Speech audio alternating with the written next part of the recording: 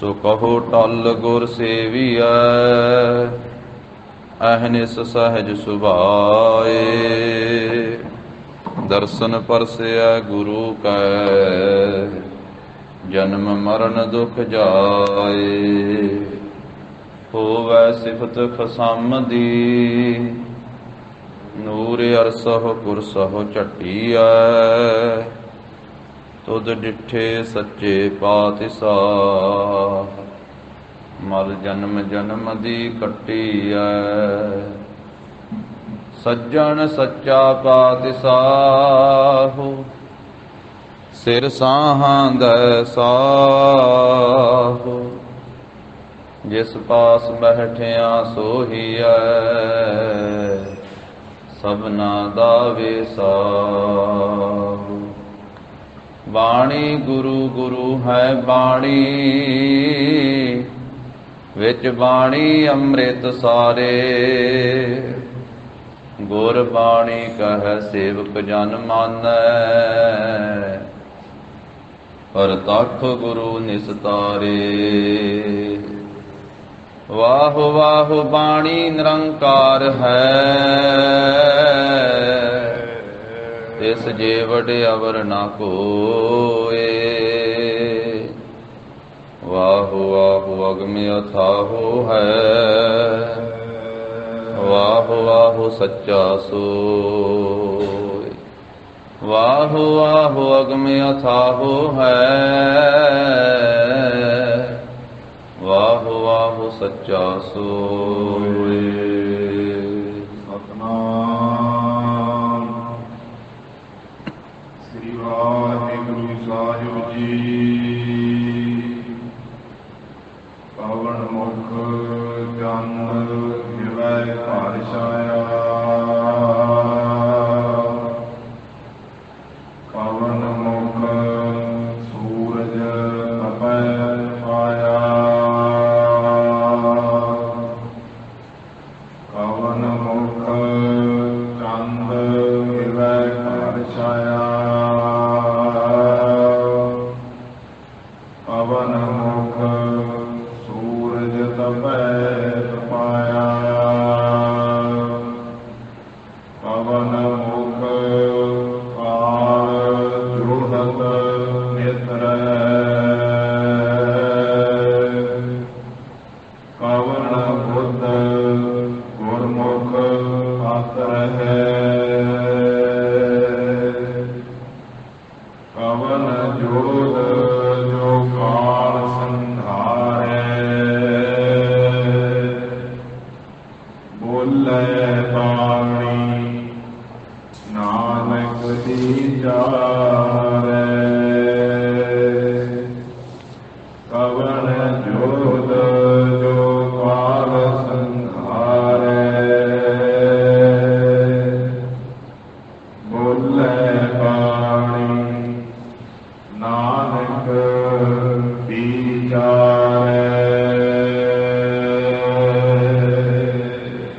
वाहिगुरु जी का खालसा, वाहिगुरु जी की फतेह।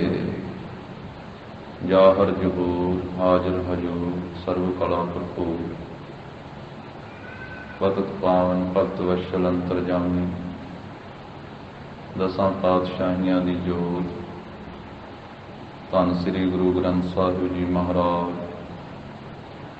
सतगुरां दी अपरपार किरपा रहमत दा सदका, जगत गुरु धन धन श्री गुरु नानक देव साहिब जी महाराज। सतगुरां दे पावन पवित्र अस्थान सचखंड दरबार गुरुद्वारा श्री बेर साहिब जी विखे अमृत वेले दे सजे होए सुंदर दीवान, पंज बाणियां दा नितनेम, आसा की वार दा संपूर्ण कीर्तन सतगुरां दी पावन पवित्र हजूरी अंदर होया है। गुरु घर दी नित दी मर्यादा दे अनुसार, नितनेम अनुसार जो अमृत बाणी दे जाप कीर्तन हुंदे हन और सतगुरु जी की अमृत बाणी की कथा ਜੋ ਰਾਮਕਲੀ ਰਾਗ ਦੇ ਅੰਦਰ ਜਗਤ ਗੁਰੂ ਜੀ ਦੀ ਉਚਾਰਨ ਕੀਤੀ ਹੋਈ ਅੰਮ੍ਰਿਤ ਬਾਣੀ ਸਿੱਧ ਗੋਸ਼ਟ ਹੈ। ਸਿੱਧਾਂ ਦੇ ਨਾਲ ਗਿਆਨ ਚਰਚਾ, ਸਿੱਧਾਂ ਦੇ ਸਵਾਲਾਂ ਦੇ ਜਵਾਬ ਜੋ ਸਤਿਗੁਰੂ ਜੀ ਨੇ ਇਹ ਪਵਿੱਤਰ ਬਾਣੀ ਉਚਾਰਨ ਕੀਤੀ ਹੈ, ਜਿਸ ਦੀਆਂ ਸੰਪੂਰਨ 73 ਪੌੜੀਆਂ ਹਨ, ਜਿਹਦੇ ਵਿੱਚੋਂ 47 ਪੌੜੀਆਂ ਤੀਕ ਵਿਚਾਰ ਪਿਛੇ ਹੋਈ ਹੈ। 48ਵੀਂ ਪੌੜੀ ਦਾ ਪਾਠ ਅਸੀਂ ਸਰਵਣ ਕੀਤਾ ਹੈ, ਜੋ 943 ਅੰਗ ਤੇ ਇਹ ਪਵਿੱਤਰ ਬਚਨ ਜਗਤ ਗੁਰੂ ਜੀ ਦੇ ਸੋਭਨੀਕ ਹਨ। ਧੰਨ ਧੰਨ ਸ੍ਰੀ ਗੁਰੂ ਨਾਨਕ ਦੇਵ ਸਾਹਿਬ ਜੀ ਮਹਾਰਾਜ, ਜਿਨ੍ਹਾਂ ਸਤਿਗੁਰਾਂ ਨੇ ਬਾਬੇ ਤਾਰੇ 4 ਚੱਕ 9 ਖੰਡ ਪ੍ਰਿਥਵੀ ਸੱਚਾ ਢੋਆ ਸੱਚ ਦਾ ਢੰਡੋਰਾ ਦੇ ਕੇ 9 ਖੰਡਾਂ ਨੂੰ 4 ਚੱਕਾਂ ਨੂੰ ਸਾਰੀ ਪ੍ਰਿਥਵੀ ਨੂੰ ਮਹਾਰਾਜ ਸਾਹਿਬ ਜੀ ਨੇ ਸ਼ਬਦ ਨਾਲ ਜੋੜ ਕਰਕੇ ਸੱਚ ਦਾ ਢੋਆ ਆਸਰਾ ਦੇ ਕੇ ਤਾਰਿਆ ਹੈ, ਔਰ ਅੱਜ ਵੀ ਤਾਰ ਰਹੇ ਹਨ। ਸਦਾ ਵਾਸਤੇ ਮਹਾਰਾਜ ਸਾਹਿਬ ਜੀ ਤਾਰਨਗੇ, ਕਿਉਂਕਿ ਸੰਸਾਰ ਨੂੰ ਤਾਰਨ ਵਾਸਤੇ ਗੁਰੂ ਸਾਹਿਬ ਜੀ ਨੇ ਜਹਾਜ਼ ਬਣਾ ਦਿੱਤਾ, ਨਾਮ ਦਾ ਜਹਾਜ਼, ਬਾਣੀ ਕਾ ਜਹਾਜ਼, ਦੋਹੇ ਤਾ ਬਾਣੀ ਕਾ ਬੋਲੇ ਥਾ। ਪੰਜਵੇਂ ਸਰੂਪ ਦੇ ਵਿੱਚ ਮਹਾਰਾਜ ਸਾਹਿਬ ਜੀ ਨੇ ਇਹ ਨਾਨਾ ਸਤਿਗੁਰੂ ਧੰਨ ਸ੍ਰੀ ਗੁਰੂ ਅਮਰਦਾਸ ਸਾਹਿਬ ਜੀ ਤੋਂ ਵਰਦਾਨ ਪ੍ਰਾਪਤ ਕਰਦਿਆਂ ਹੋਇਆਂ ਬਾਣੀ ਦਾ ਜਹਾਜ਼ ਰਚਿਆ, ਔਰ ਇਹ 10 ਹੀ ਸਰੂਪਾਂ ਦੇ ਵਿੱਚ ਮਹਾਰਾਜ ਸਾਹਿਬ ਜੀ ਨੇ ਸੰਸਾਰ ਨੂੰ ਨਾਮ ਬਾਣੀ ਦੇ ਨਾਲ ਜੋੜਿਆ। ਇਹ ਗਰੀਬ ਨਵਾਜ ਸਾਹਿਬ ਜੀ ਨੇ ਬਾਣੀ ਦਾ ਜਹਾਜ਼ ਤਿਆਰ ਕੀਤਾ ਹੈ। ਜੋ ਗੁਰੂ ਕੀ ਸੰਗਤ ਕਰਦਾ ਹੈ, ਗੁਰੂ ਕੀ ਬਾਣੀ ਪੜ੍ਹਦਾ ਸੁਣਦਾ ਹੈ ਸ਼ਰਧਾ ਭਾਵਨਾ ਦੇ ਨਾਲ, ਉਹ ਫਿਰ ਭਾਵਨਾ ਵਾਲਿਆਂ ਨੂੰ ਇਸ ਜਹਾਜ਼ ਦੀ ਪ੍ਰਾਪਤੀ ਹੋ ਜਾਂਦੀ ਹੈ। ਉਹ ਸੰਸਾਰ ਸਮੁੰਦਰ ਤੋਂ ਪਾਰ ਹੋ ਜਾਂਦੇ ਹਨ। ਜਿਵੇਂ 7ਵੇਂ ਪਾਤਸ਼ਾਹ ਜੀ ਦੇ ਬਚਨ ਇਤਿਹਾਸ ਵਿੱਚ ਆਉਂਦੇ ਆ,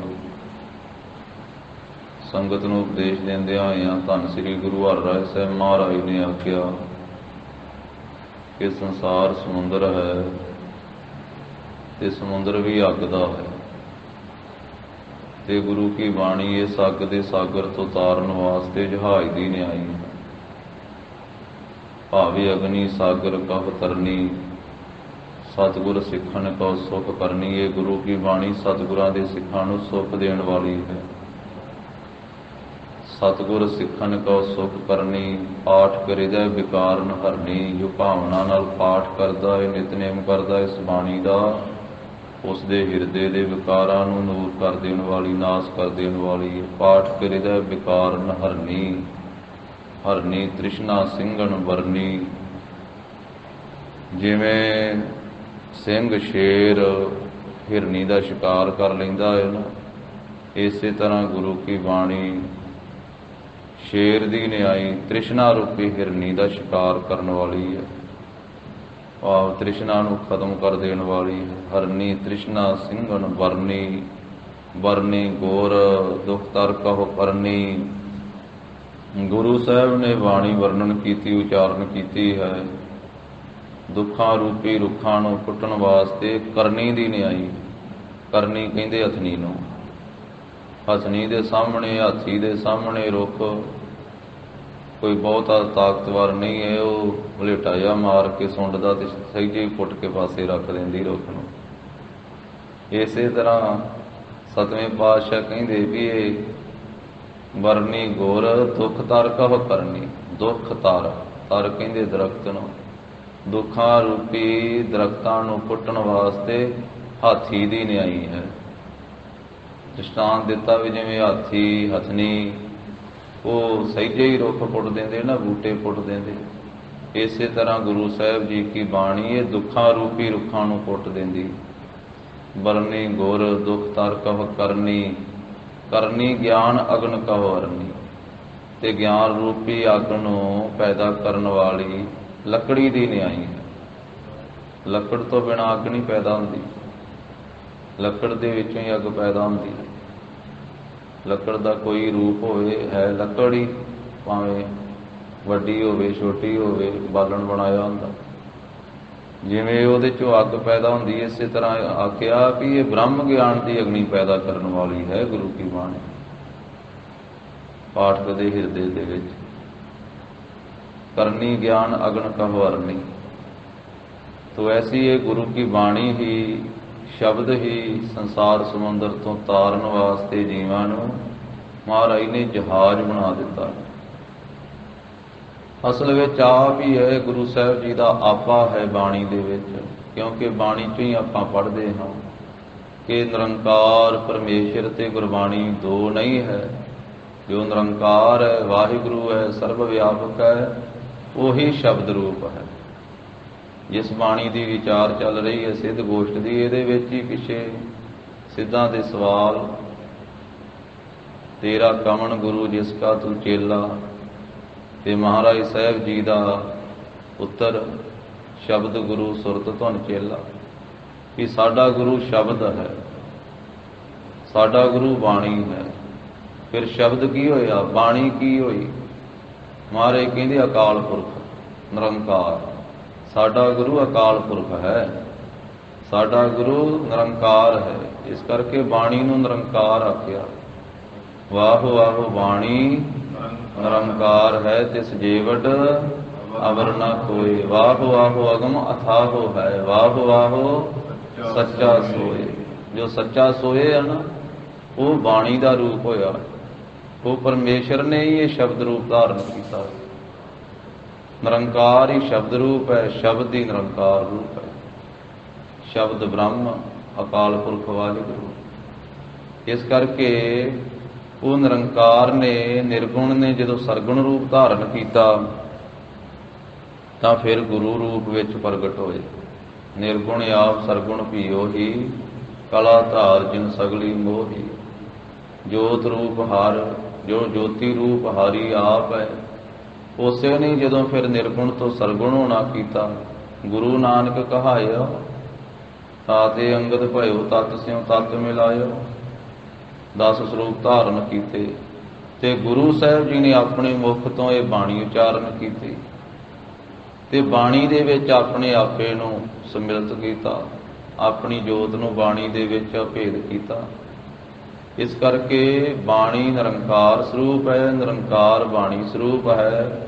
ਧੰਨ ਸ੍ਰੀ ਗੁਰੂ ਗੋਬਿੰਦ ਸਿੰਘ ਮਹਾਰਾਜ ਨੇ ਵੀ ਖਾਲਸੇ ਨੂੰ ਸਿੱਖਿਆ ਦਿੰਦਿਆਂ ਹੋਇਆਂ ਇਹ ਵਚਨ ਕਹੇ ਸੀ, ਭਾਈ ਨੰਦ ਲਾਲ ਜੀ ਦੇ ਨਾਲ ਗੱਲ ਕਰਦਿਆਂ ਹੋਇਆਂ। ਉਂਝ ਤਾਂ ਵਾਹਿਗੁਰੂ ਪਰਮੇਸ਼ਰ ਦੇ ਅਨੇਕਾਂ ਰੂਪ ਹਨ, ਅਨੇਕਾਂ ਨਾਮ ਹਨ। ਜਿਵੇਂ ਬਾਣੀ 'ਚ ਵਚਨ ਆਇਆ, ਤੇਰੇ ਨਾਮ ਅਨੇਕਾਂ ਰੂਪ ਅਨੰਤਾ ਕਹਿਣ ਨਾ ਜਾਹੀ, ਤੇਰੇ ਗੁਣ ਕੀਤੇ। ਕਹੇ ਨਹੀਂ ਜਾ ਸਕਦੇ ਕਿ ਹੇ ਪ੍ਰਭੂ ਤੇਰੇ ਕਿੰਨੇ ਕੁ ਗੁਣ ਹਨ, ਤੇਰੇ ਕਿੰਨੇ ਕੁ ਨਾਮ, ਤੇਰੇ ਕਿੰਨੇ ਕੁ ਰੂਪ ਆ। ਜਿੰਨੇ ਮਰਜੀ ਰੂਪ ਧਾਰਨ ਕਰ ਲਵੇ ਪਰਮੇਸ਼ਰ। ਅਣਕ ਰੂਪ ਖਿਨ ਮਾਹੇ ਕੁਦਰਤ ਧਾਰਦਾ। ਨਿਰਗੁਣ ਵੀ ਉਸੇ ਦਾ ਹੀ ਤੇ ਸਰਗੁਣ ਵੀ ਉਹ ਆਪ ਹੀ ਹੈ। ਫਿਰ ਸੁੰਨ ਸਮਾਧੀ ਵੀ ਆਪ ਹੀ ਹੈ। ਸਰਗੁਣ ਨਿਰਗੁਣ ਨਿਰੰਕਾਰ, ਸੁੰਨ ਸਮਾਧੀ ਆਪ। ਆਪਨ ਕੀਆ ਨਾਨਕਾ ਆਪੇ ਹੀ ਫਿਰ ਜਾ। ਤੋ ਐਸਾ ਜੋ ਪਰਮੇਸ਼ਰ ਹੈ ਉਹਦੇ ਅਨੇਕਾਂ ਰੂਪ ਵੀ ਹਨ। ਪਰ ਕਲਗੀਧਰ ਪਾਤਸ਼ਾਹ ਧੰਨ ਸ੍ਰੀ ਗੁਰੂ ਗੋਬਿੰਦ ਸਿੰਘ ਮਹਾਰਾਜ ਸਾਹਿਬ ਜੀ ਨੇ ਆਖਿਆ, ਭਾਈ ਨੰਦ ਲਾਲ ਜੀ ਸਾਡੇ 3 ਸਰੂਪ ਆ। ਭਾਈ ਸਾਹਿਬ ਕਹਿੰਦੇ ਮਹਾਰਾਜ ਕਿਹੜੇ ਕਿਹੜੇ? ਰਹਿਤਨਾਮੇ 'ਚ ਵਚਨ ਆਉਂਦੇ ਆ ਭਾਈ ਨੰਦ ਲਾਲ ਜੀ ਦੇ ਰਹਿਤਨਾਮਿਆਂ 'ਚ। 3 ਰੂਪ ਹੈ ਮੋਹੇ ਕੇ ਸੁਣੋ ਨੰਦ ਚਿਤ ਲਾਏ। ਭਾਈ ਨੰਦ ਲਾਲ ਜੀ ਚਿੱਤ ਲਾ ਕੇ ਸੁਣ, ਮੇਰੇ 3 ਰੂਪ ਆ। ਮਹਾਰਾਜ ਕਿਹੜੇ ਕਿਹੜੇ? 3 ਰੂਪ ਹੈ ਮੋਹੇ ਕੇ ਸੁਣੋ ਨੰਦ ਚਿਤ ਲਾਏ। ਨਿਰਗੁਣ, ਸਰਗੁਣ, ਗੁਰ ਸ਼ਬਦ ਕਹੋ ਤੋਹੇ ਸਮਝਾਏ।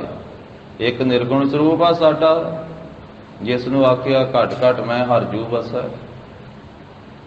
ਜੋ ਸਾਰੇ ਪਾਸੇ ਜਲ ਥਲ ਮਹੀਲ ਪੂਰਿਆ, ਸੁਆਮੀ ਸਿਰਜਣਹਾਰ ਅਨਕ ਭਾਂਤ ਹੋਏ ਪਸਰਿਆ, ਨਾਨਕ ਏਕ ਓੰਕਾਰ। ਜਿਸ ਨੂੰ ਬਾਣੀ ਚ ਆਖਿਆ ਸਭੈ ਘਟ ਰਾਮ ਬੋਲੇ, ਰਾਮਾ ਬੋਲੇ ਰਾਮ ਬਿਨਾ ਕੋ ਬੋਲੇ। ਜਿਸ ਨੂੰ ਆਖਿਆ ਸਭ ਮਹਿ ਜੋਤ ਜੋਤ ਹੈ ਸੋਏ, ਤਿਸ ਕੈ ਚਾਨਣ ਸਭ ਮਹਿ ਚਾਨਣ ਹੋਏ। ਜਿਸ ਨੂੰ ਆਖਿਆ ਅੰਮ੍ਰਿਤ ਬਾਣੀ ਵਿੱਚ ਸੋ ਅੰਤਰ ਸੋ ਬਾਹਰ ਅਨੰਤ, ਘਟ ਘਟ ਵਿਆਪ ਰਹਿਆ ਭਗਵੰਤ। ਧਰਨ ਮਾਹੇ ਆਕਾਸ ਪਇਆਲ, ਸਰਬ ਲੋਕ ਪੂਰਨ ਪ੍ਰਤਪਾਲ। ਬਣ ਤਿਨ ਪਰਬਤ ਹੈ ਪਾਰ ਬ੍ਰਹਮ, ਜੈਸੀ ਆਗਿਆ ਤੈਸਾ ਕਰਮ। ਪੌਣ ਪਾਣੀ ਬੈ ਸੰਤਰ ਮਾਹੇ, ਚਾਰ ਕੁੰਟ ਦਹਿ ਦਿਸੇ ਸਮਾਹੇ। ਤਿਸ ਤੇ ਭਿੰਨ ਨਹੀਂ ਕੋ ਠਾਵ, ਗੁਰ ਪ੍ਰਸਾਦ ਨਾਨਕ ਸੁਖ ਪਾਵ। ਇੱਕ ਸਾਡਾ ਉਹ ਨਿਰਗੁਣ ਸਰੂਪ ਹੈ, ਸਰਬ ਵਿਆਪਕ ਹੈ, ਚੱਕਰ ਚਿਹਨ ਤੋਂ ਰਹਿਤ ਹੈ, ਜਾਤ ਪਾਤ ਵਰਨ ਗੋਤ ਤੋਂ ਰਹਿਤ ਹੈ। ਦੂਜਾ ਸਾਡਾ ਇਹ ਸਰਗੁਣ ਸਰੂਪ ਹੈ, ਜੋ 10 ਜਾਮੇ ਧਾਰਨ ਕੀਤੇ ਆ ਮਨੁੱਖਾ ਸਰੂਪ। ਮਹਾਰਾਜ ਤੀਸਰਾ ਕਹਿੰਦੇ ਤੀਜਾ ਸਾਡਾ ਸ਼ਬਦ ਰੂਪ ਹੈ, ਜੋ ਇਹ ਬਾਣੀ ਹੈ, ਇਹ ਸਾਡਾ ਤੀਸਰਾ ਸਰੂਪ ਹੈ। ਤੀਨ ਰੂਪ ਹੈ ਮੋਹਿ ਕੇ, ਸੁਨੋ ਨੰਦ ਚਿਤ ਲਾਏ। ਨਿਰਗੁਣ ਸਰਗੁਣ ਗੁਰ ਸ਼ਬਦ, ਕਹੋ ਤੋਹੇ ਸਮਝਾਏ। ਇਸ ਕਰਕੇ ਬਾਣੀ ਰੂਪ, ਬਾਣੀ ਨਿਰੰਕਾਰ ਦਾ ਹੀ ਸਰੂਪ ਹੈ। ਸਾਧ ਸੰਗਤ, ਬਾਣੀ ਸਤਿਗੁਰੂ ਨੇ ਬਾਣੀ ਰੂਪ ਧਾਰਨ ਕੀਤਾ। 10 ਜਾਮਿਆਂ ਵਿੱਚ ਵੀ ਬਾਣੀ ਦਾ ਹੀ ਉਪਦੇਸ਼ ਦੇ ਦੇ ਕੇ, ਬਾਣੀ ਦੇ ਲੜ ਲਾ ਕੇ ਵੀ ਗੁਰਬਾਣੀ ਪੜ੍ਹੋ ਭਾਈ, ਗੁਰਬਾਣੀ ਦਾ ਕੀਰਤਨ ਕਰੋ ਭਾਈ, ਗੁਰਬਾਣੀ ਦੀ ਕਥਾ ਕਰੋ ਭਾਈ, ਗੁਰਬਾਣੀ ਦਾ ਉਪਦੇਸ਼ ਸੁਣੋ ਭਾਈ। 10 ਸਰੂਪਾਂ ਵਿੱਚ ਵੀ ਇਹੀ ਉਪਦੇਸ਼ ਦਿੱਤਾ, ਆਇਓ ਸੁਨਨ ਪੜ੍ਹਨ ਕਉ ਬਾਣੀ, ਨਾਮ ਵਿਸਾਰ ਲੱਗਹਿ ਅਨ ਲਾਲਚ, ਬਿਰਥਾ ਜਨਮ ਪ੍ਰਾਣੀ। ਇਹੀ ਮਹਾਰਾਜ ਨੇ ਬਚਨ ਕਹੇ, ਸ਼ਬਦ ਗੁਰੂ ਸੁਰਤ ਧੁਨ ਚੇਲਾ। ਇਹੀ ਸਿੱਖਿਆ ਦਿੱਤੀ, ਆਵਹੁ ਸਿੱਖ ਸਤਿਗੁਰੂ ਕੇ ਪਿਆਰੇ ਹੋ, ਗਾਵਹੁ ਸੱਚੀ ਬਾਣੀ। ਬਾਣੀ ਤਾਂ ਗਾਵਹੁ ਗੁਰੂ ਕੇਰੀ, ਬਾਣੀਆਂ ਸਿਰ ਬਾਣੀ, ਜਿਨ ਕਉ ਨਦਰ ਕਰਮ ਹੋਵੈ, ਹਿਰਦੈ ਤਿਨਾ ਸਮਾਣੀ। ਪੀਵਹੁ ਅੰਮ੍ਰਿਤ ਸਦਾ ਰਹੋ, ਹਰ ਰੰਗ ਜਪਿਓ ਸਾਰਗ ਪਾਣੀ। ਕਹੈ ਨਾਨਕ ਸਦਾ ਗਾਵਹੁ, ਇਹ ਸੱਚੀ ਬਾਣੀ। ਬਾਣੀ ਗਾਉਣ ਵਾਸਤੇ, ਗੁਰਬਾਣੀ ਪੜ੍ਹਨ ਵਾਸਤੇ, ਗੁਰਬਾਣੀ ਦੀ ਵਿਚਾਰ ਕਰਨ ਵਾਸਤੇ ਉਪਦੇਸ਼ ਦਿੱਤਾ। ਗੁਰਬਾਣੀ ਸੁਣਨ ਵਾਸਤੇ ਆਖਿਆ, ਸੁਣ ਵਡ ਭਾਗੀਆ, ਹਰਿ ਅੰਮ੍ਰਿਤ ਬਾਣੀ ਰਾਮ। ਜਿਨ ਕਉ ਕਰਮ ਲਿਖੀ ਤਿਸ ਹਿਰਦੈ ਸਮਾਣੀ, ਰਾਮ ਅਕਥ ਕਹਾਣੀ ਤਿਨੀ ਜਾਣੀ। ਜਿਸ ਆਪ ਪ੍ਰਭ ਕਿਰਪਾ ਕਰੇ, ਅਮਰਥੀਆ ਫਿਰ ਨਾ ਮੂਆ, ਕਲ ਕਲੇਸਾ ਦੁਖ ਹਰੇ। ਹਰ ਸਰਨ ਪਾਈ ਤਜ ਨਾ ਜਾਈ, ਪ੍ਰਭ ਪ੍ਰੀਤ ਮਨ ਤਨ ਭਾਣੀ। ਬਿਨਵੰਤ ਨਾਨਕ ਸਦਾ ਗਾਈਐ, ਪਵਿੱਤਰ ਅੰਮ੍ਰਿਤ ਬਾਣੀ। ਇਹ ਮਹਾਰਾਜ ਨੇ ਉਪਦੇਸ਼ ਬਖਸ਼ਿਆ, ਅੰਮ੍ਰਿਤ ਬਾਣੀ ਹਰ ਹਰ ਤੇਰੀ, ਸੁਣ ਸੁਣ ਹੋਵੇ ਪਰਮਗਤ ਮੇਰੀ। ਜਲਨ ਬੁਝੀ ਸੀਤਲ ਹੋਏ ਮਨੁਆ, ਸਤਿਗੁਰ ਕਾ ਦਰਸ਼ਨ ਪਾਏ ਜੀਓ। ਫਿਰ ਆਖਿਆ ਬਾਣੀ ਤੇ ਗੁਰੂ ਵਿੱਚ ਫਰਕ ਕੋਈ ਨਹੀਂ ਹੈ। ਗੁਰਸਿੱਖੋ, ਬਾਣੀ ਤੇ ਨਿਰੰਕਾਰ ਵਿੱਚ ਫਰਕ ਕੋਈ ਨਹੀਂ ਹੈ। ਜਿੱਥੇ ਬਾਣੀ ਨਿਰੰਕਾਰ ਹੈ, ਨਿਰੰਕਾਰ ਬਾਣੀ ਹੈ। ਵਾਹੋ ਵਾਹੋ ਬਾਣੀ ਨਿਰੰਕਾਰ ਹੈ, ਤਿਸ ਜੇ ਵੱਡੇ ਅਵਰ ਨਾ ਕੋਈ। ਉਥੇ ਵੀ ਕਹਿ ਦਿੱਤਾ, ਬਾਣੀ ਗੁਰੂ, ਗੁਰੂ ਹੈ ਬਾਣੀ, ਵਿੱਚ ਬਾਣੀ ਅੰਮ੍ਰਿਤ ਸਾਰੇ। ਗੁਰ ਬਾਣੀ ਕਹੈ ਸੇਵਕ ਜਨ ਮਾਨੈ, ਪ੍ਰਤੱਖ ਗੁਰੂ ਨਿਸਤਾਰੇ।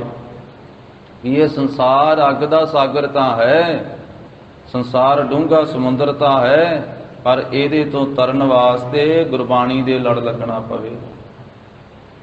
ਇਹ ਗੁਰੂ ਸਾਹਿਬ ਜੀ ਨੇ ਬਾਣੀ ਰੂਪੀ ਜਹਾਜ਼ ਬਖਸ਼ਿਸ਼ ਕੀਤਾ। ਅਸਲ ਵਿੱਚ ਗੁਰੂ ਸਾਹਿਬ ਆਪ ਹੀ ਜਹਾਜ਼ ਨਿਆਈ ਹਨ, ਆਪ ਹੀ ਸਾਧ ਸੰਗਤ ਜੀ ਮਲਾਹ ਨਿਆਈ ਹਨ, ਤੇ ਆਪ ਹੀ ਜੀਵ ਨੂੰ ਪਾਰ ਕਰਨ ਵਾਲੇ ਹਨ। ਤਾਂ ਹੀ ਬਾਣੀ 'ਚ ਇਹ ਬਚਨ ਕਹਿ ਦਿੱਤਾ ਮਹਾਰਾਜ ਸਾਹਿਬ ਜੀ ਨੇ, ਗੁਰ ਜਹਾਜ਼ ਖੇਵਟ ਗੁਰੂ, ਗੁਰ ਜਹਾਜ਼ ਖੇਵਟ ਗੁਰੂ। ਗੁਰ ਜਹਾਜ਼ ਖੇਵਟ ਗੁਰੂ, ਗੁਰ ਜਹਾਜ਼ ਖੇਵਟ ਗੁਰੂ।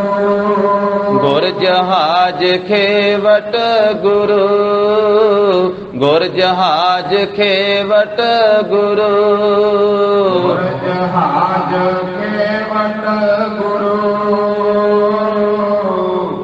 ਗੁਰ ਜਹਾਜ਼ ਖੇਵਟ ਗੁਰੂ।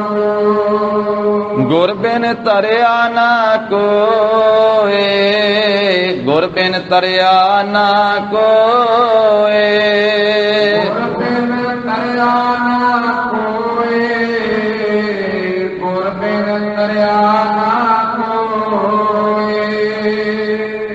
ਗੁਰੂ ਸਾਹਿਬ ਦੀ ਜਹਾਜ਼ ਅਤੇ ਖੇਵਟ ਕਹਿੰਦੇ ਮਲਾਹ ਨੂੰ। ਇਹ ਜਹਾਜ਼ ਨੂੰ ਚਲਾਉਣ ਵਾਲੇ ਮਲਾਹ ਵੀ ਗੁਰੂ ਸਾਹਿਬ ਹੀ, ਅਤੇ ਗੁਰੂ ਸਾਹਿਬ ਤੋਂ ਬਿਨਾਂ ਕੋਈ ਤਰਿਆ ਨਹੀਂ, ਕੋਈ ਤਰ ਨਹੀਂ ਸਕਿਆ, ਇਸ ਸੰਸਾਰ ਸਮੁੰਦਰ ਤੋਂ ਪਾਰ ਨਹੀਂ ਹੋ ਸਕਿਆ। ਤੋ ਸਤਿਗੁਰੂ ਸਾਹਿਬ ਜੀ ਅੰਮ੍ਰਿਤ ਬਾਣੀ ਦੁਆਰਾ ਮਹਾਨ ਪਵਿੱਤਰ ਉਪਦੇਸ਼ ਸੰਸਾਰ ਸਮੁੰਦਰ ਤੋਂ ਪਾਰ ਕਰਨ ਵਾਲਾ ਬਖਸ਼ਿਸ਼ ਕਰ ਰਹੇ ਹਨ।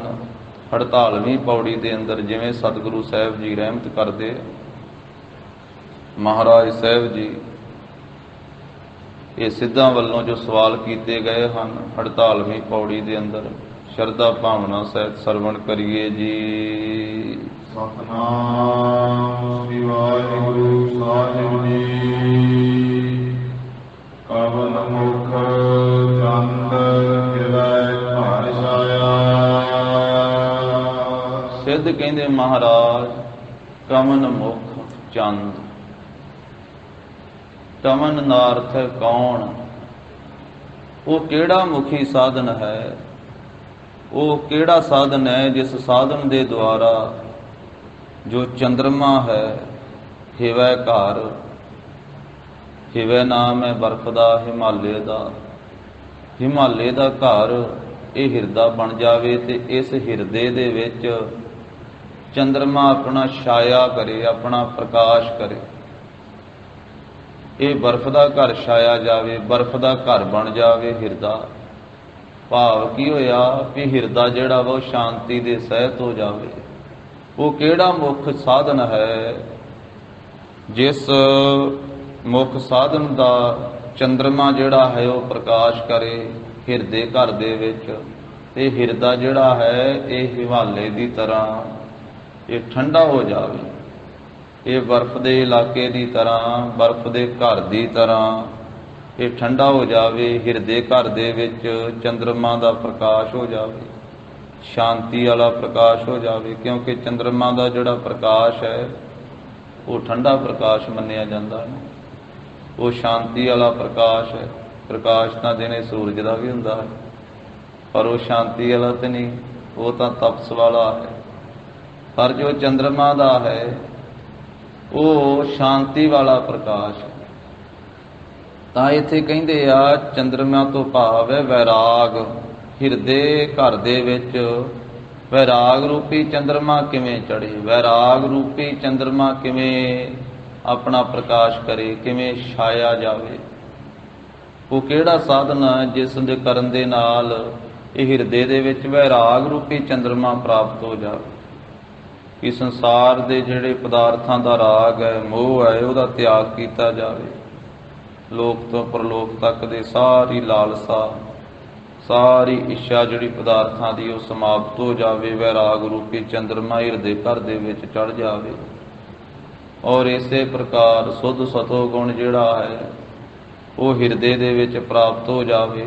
ਸ਼ਾਂਤੀ ਆ ਜਾਵੇ, ਭਾਵ ਠੰਡ ਪੈ ਜਾਵੇ, ਚੈਨ ਪ੍ਰਾਪਤ ਹੋ ਜਾਵੇ, ਹਿਰਦਾ ਠੰਡਾ ਹੋ ਜਾਵੇ। ਕਿਉਂਕਿ ਹਿਰਦਾ ਤਪਿਆ ਹੋਇਆ ਹੈ, ਹਿਰਦਾ ਗਰਮ ਹੈ।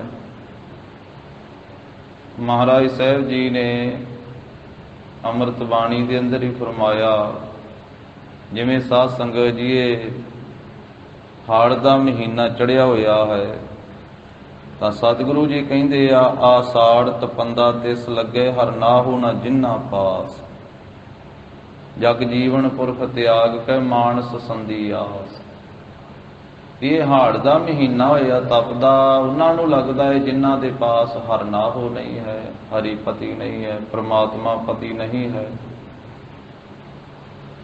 ਭਾਵ ਬਾਹਰੋਂ ਸਰੀਰ ਕਰਕੇ ਕੋਈ ਠੰਡੇ ਥਾਂ ਤੇ ਵੀ ਬੈਠ ਜਾਵੇ, ਠੰਡੇ ਇਲਾਕੇ ਵਿੱਚ ਵੀ ਚਲੇ ਜਾਵੇ, ਪਰ ਅੰਦਰ ਜਿਹੜੀ ਗਰਮੀ ਹੈ ਉਹ ਬਾਹਰ ਦੀ ਠੰਡ ਦੂਰ ਨਹੀਂ ਕਰ ਸਕਦੀ। ਤੇ ਜੇ ਅੰਦਰ ਠੰਡ ਪ੍ਰਾਪਤ ਹੋ ਜਾਵੇ ਤੇ ਬਾਹਰ ਦੀ ਗਰਮੀ ਜਿਹੜੀ ਹੈ ਉਹ ਅੰਦਰ ਨੂੰ ਪ੍ਰਭਾਵਿਤ ਨਹੀਂ ਕਰ ਸਕਦੀ। ਜਿਨ੍ਹਾਂ ਦੇ ਅੰਦਰ ਠੰਡ ਪਈ ਹੈ, ਤੇ ਅੰਦਰ ਠੰਡ ਕਿਸ ਨੇ ਪਾਉਣੀ ਹੈ? ਹਿਰਦੇ ਦੇ ਵਿੱਚ ਠੰਡ ਕੌਣ ਪਾਵੇਗਾ? ਠੰਡਾ ਪਾਣੀ ਪੀਤੇ ਹਾਂ ਅੰਦਰ ਠੰਡ ਪਵੇਗੀ, ਨਹੀਂ ਤਾਂ ਪਿਆਸ ਬੁਝ ਸਕਦੀ ਹੈ। ਜ਼ਿਆਦਾ ਠੰਡਾ ਪੀਵਾਂਗੇ ਹਾਂ ਉਹ ਕੁਝ ਸਮੇਂ ਵਾਸਤੇ ਪਿਆਸ ਬੁਝਾਵੇਗਾ, ਗਲੇ ਨੂੰ ਪੀਤਿਆਂ ਠੰਡਾ ਲੱਗੇਗਾ, ਥੋੜ੍ਹੇ ਸਮੇਂ ਵਾਸਤੇ ਉਹ ਠੰਡ ਜੀ ਪੈਦਾ ਕਰੇਗਾ, ਪਰ ਅੰਦਰ ਸਦਾ ਵਾਸਤੇ ਸ਼ਾਂਤੀ ਤਾਂ ਨਹੀਂ ਬਣਾ ਸਕਦਾ। ਬਰਫ਼ ਦੇ ਨਾਲ ਵੀ ਅੰਦਰ ਠੰਡ ਨਹੀਂ ਪੈ ਸਕਦੀ। ਇਸੇ ਤਰ੍ਹਾਂ ਠੰਡੇ ਇਲਾਕੇ ਵਿੱਚ ਬੈਠ ਕਰਕੇ ਠੰਡੀਆਂ ਚੀਜ਼ਾਂ ਖਾਣ ਦੇ ਨਾਲ ਵੀ ਠੰਡ ਨਹੀਂ ਪੈ ਸਕਦੀ। ਫਿਰ ਅੰਦਰ ਠੰਡ ਕਿਵੇਂ ਪਵੇਗੀ, ਅੰਦਰ ਦੀ ਗਰਮੀ ਕਿਵੇਂ ਦੂਰ ਹੋਵੇਗੀ? ਕਿਉਂਕਿ ਇੱਕ ਗਰਮੀ ਬਾਹਰ ਦੀ ਹੈ, ਇੱਕ ਗਰਮੀ ਅੰਦਰ ਦੀ ਹੈ। ਇੱਕ ਠੰਡ ਬਾਹਰ ਦੀ ਹੈ, ਇੱਕ ਠੰਡ ਅੰਦਰ ਦੀ ਹੈ। ਤਾਂ ਠੰਡ ਦੀ ਰੁੱਤ ਦੇ ਵਿੱਚੋਂ ਮਹਾਰਾਜ ਸਾਹਿਬ ਜੀ ਨੇ ਉਸ ਵੇਲੇ ਉਪਦੇਸ਼ ਬਖਸ਼ਿਆ ਕਿ ਬਾਹਰੋਂ ਸਰੀਰ ਠੰਡਾ ਹੋ ਜਾਂਦਾ ਪਰ ਹਿਰਦਾ ਤਪਦਾ। ਇਸੇ ਤਰ੍ਹਾਂ ਗਰਮੀ ਦੇ ਵਿੱਚ ਇਹ ਬਾਹਰੋਂ ਵੀ ਸਰੀਰ ਤਪਦਾ, ਇਹ ਅੰਦਰ ਤਾਂ ਤਪਦਾ ਹੀ ਰਹਿੰਦਾ, ਅੰਦਰ ਤਾਂ ਸੜਦਾ ਹੀ ਹੈ। ਜਿਵੇਂ ਬੇਨਤੀਆਂ ਕੀਤੀਆਂ ਬਾਣੀ ਦੇ ਅੰਦਰ ਵੀ ਜਗਤ ਸਾਰਾ ਹੀ ਸੜ ਭੁੱਜ ਰਿਹਾ, ਜਗਤ ਜਲੰਦਾ, ਜਲੰਦਾ ਨਾਮ ਸੜਨ ਦਾ ਹੈ, ਜਲਨਾ ਨਾਮ ਸੜਨ ਦਾ, ਹਿੰਦੀ 'ਚ ਜਲਨਾ ਕਹਿ ਦਿੰਦੇ, ਆਪਾਂ ਸੜਨਾ ਕਹਿ ਦਿੰਦੇ। ਜਗਤ ਜਲੰਦਾ ਰੱਖ ਲੈ ਆਪਣੀ ਕਿਰਪਾ ਧਾਰ, ਜਿਤ ਦੁਆਰੇ ਉਬਰੈ ਤਿਤੈ ਲੈਹੁ ਉਬਾਰ। ਸੜਨਾ ਇਕੱਲਾ ਬਾਹਰ ਦਾ ਹੀ ਨਹੀਂ ਹੈ ਕਿ ਬਾਹਰ ਅੱਗ ਬਲਦੀ ਹੈ ਤੇ ਅੱਗ ਦੇ ਨਾਲ ਕੋਈ ਵਸਤੂ ਸੜ ਗਈ, ਬਾਹਰੋਂ ਵੀ ਅੱਗ ਜਿਸ ਵੇਲੇ ਬਲਦੀ ਹੈ, ਜਿਵੇਂ ਆ ਪਿਛਲਾ ਸਮਾਂ ਹੈ, ਆ ਪਿਛਲੇ ਮਹੀਨੇ 2 ਲੰਘੇ ਆ, ਉਹਨਾਂ ਦੇ ਵਿੱਚ ਜਦੋਂ ਵੱਢਾਂ ਨੂੰ ਅੱਗਾਂ ਲਾਈਆਂ ਗਈਆਂ, ਕਣਕ ਦੇ ਵੱਢਾਂ ਨੂੰ, ਤੇ ਉਸ ਵੇਲੇ ਬਾਹਰੋਂ ਵੀ ਬਹੁਤ ਕੁਝ ਸੜਿਆ। ਕਈਆਂ ਇਲਾਕਿਆਂ ਦੇ ਵਿੱਚ ਬੱਸਾਂ ਸੜੀਆਂ, ਕਈਆਂ ਇਲਾਕਿਆਂ ਦੇ ਵਿੱਚ ਰੁੱਖ ਸੜੇ। ਵੇਖੋ ਰੁੱਖ ਵੀ ਜਿਹੜਾ ਵਾ ਉਹ ਕਿੰਨੇ ਸਾਲਾਂ ਵਿੱਚ ਤਿਆਰ ਹੁੰਦਾ।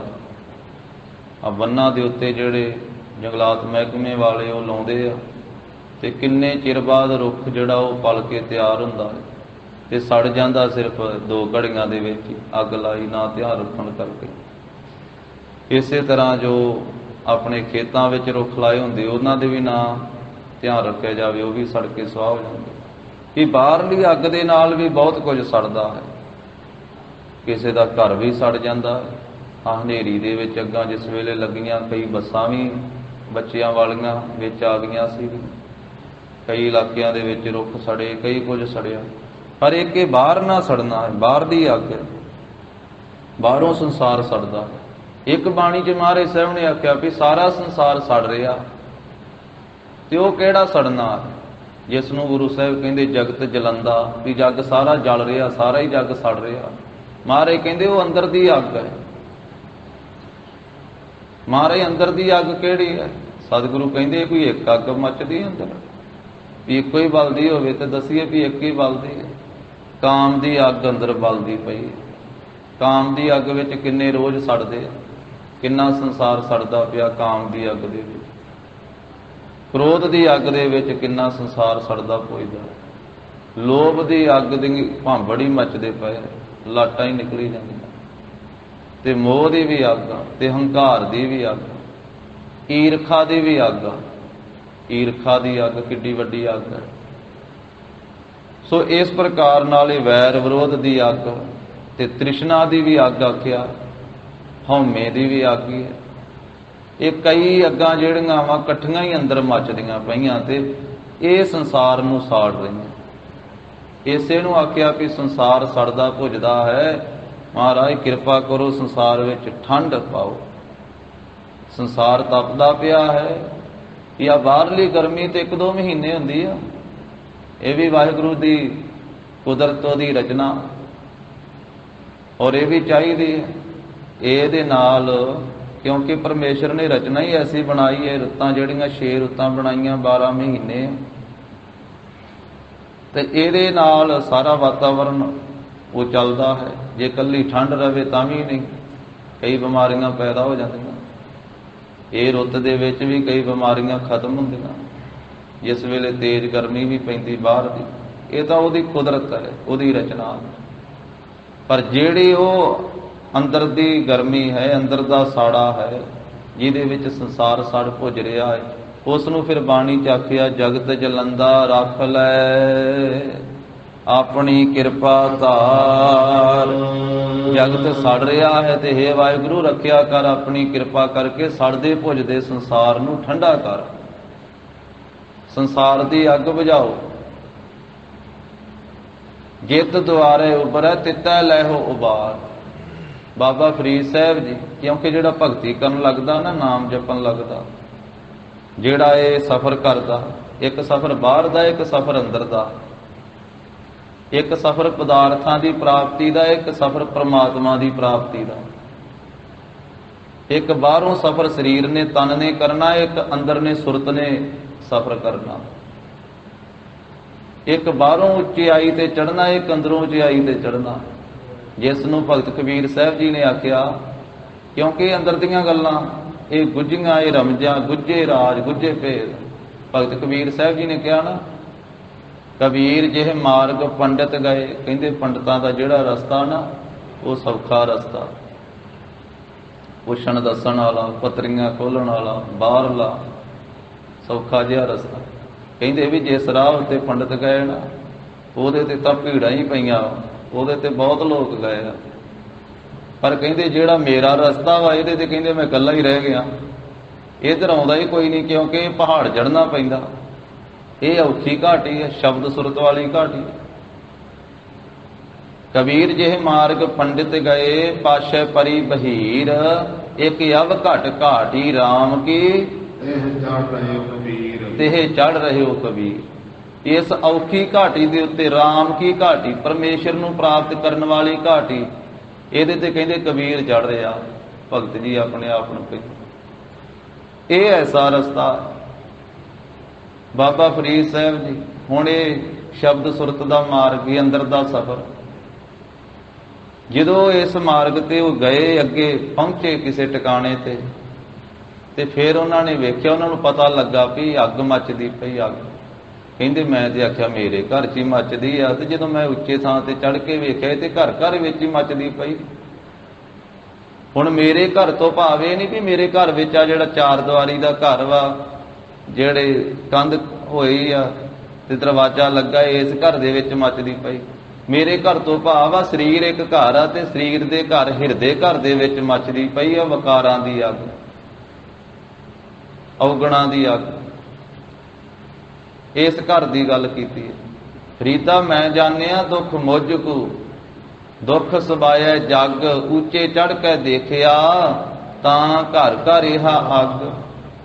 ਜਦੋਂ ਮੈਂ ਉੱਚੇ ਥਾਂ ਤੇ ਵੇਖਿਆ ਚੜ੍ਹ ਕੇ, ਉੱਚੇ ਥਾਂ ਤੇ ਚੜ੍ਹਨ ਤੋਂ ਭਾਵ ਜਦੋਂ ਸੁਰਤ ਉੱਚੀ ਹੋਈ, ਜਦੋਂ ਅਵਸਥਾ ਉੱਚੀ ਹੋਈ, ਸੰਸਾਰ ਦੇ ਝਮੇਲਿਆਂ ਤੋਂ ਕੁਝ ਉੱਚਾ ਨਿਕਲਿਆ, ਫਿਰ ਵੇਖਿਆ ਤੇ ਘਰ ਘਰ ਦੇ ਵਿੱਚ ਇਹ ਅੱਗ ਆ, ਹਰੇਕ ਸਰੀਰ ਦੇ ਵਿੱਚ ਇਹ ਅੱਗ ਮੱਚਦੀ ਪਈ, ਹਰੇਕ ਘਰ ਦੇ ਵਿੱਚ।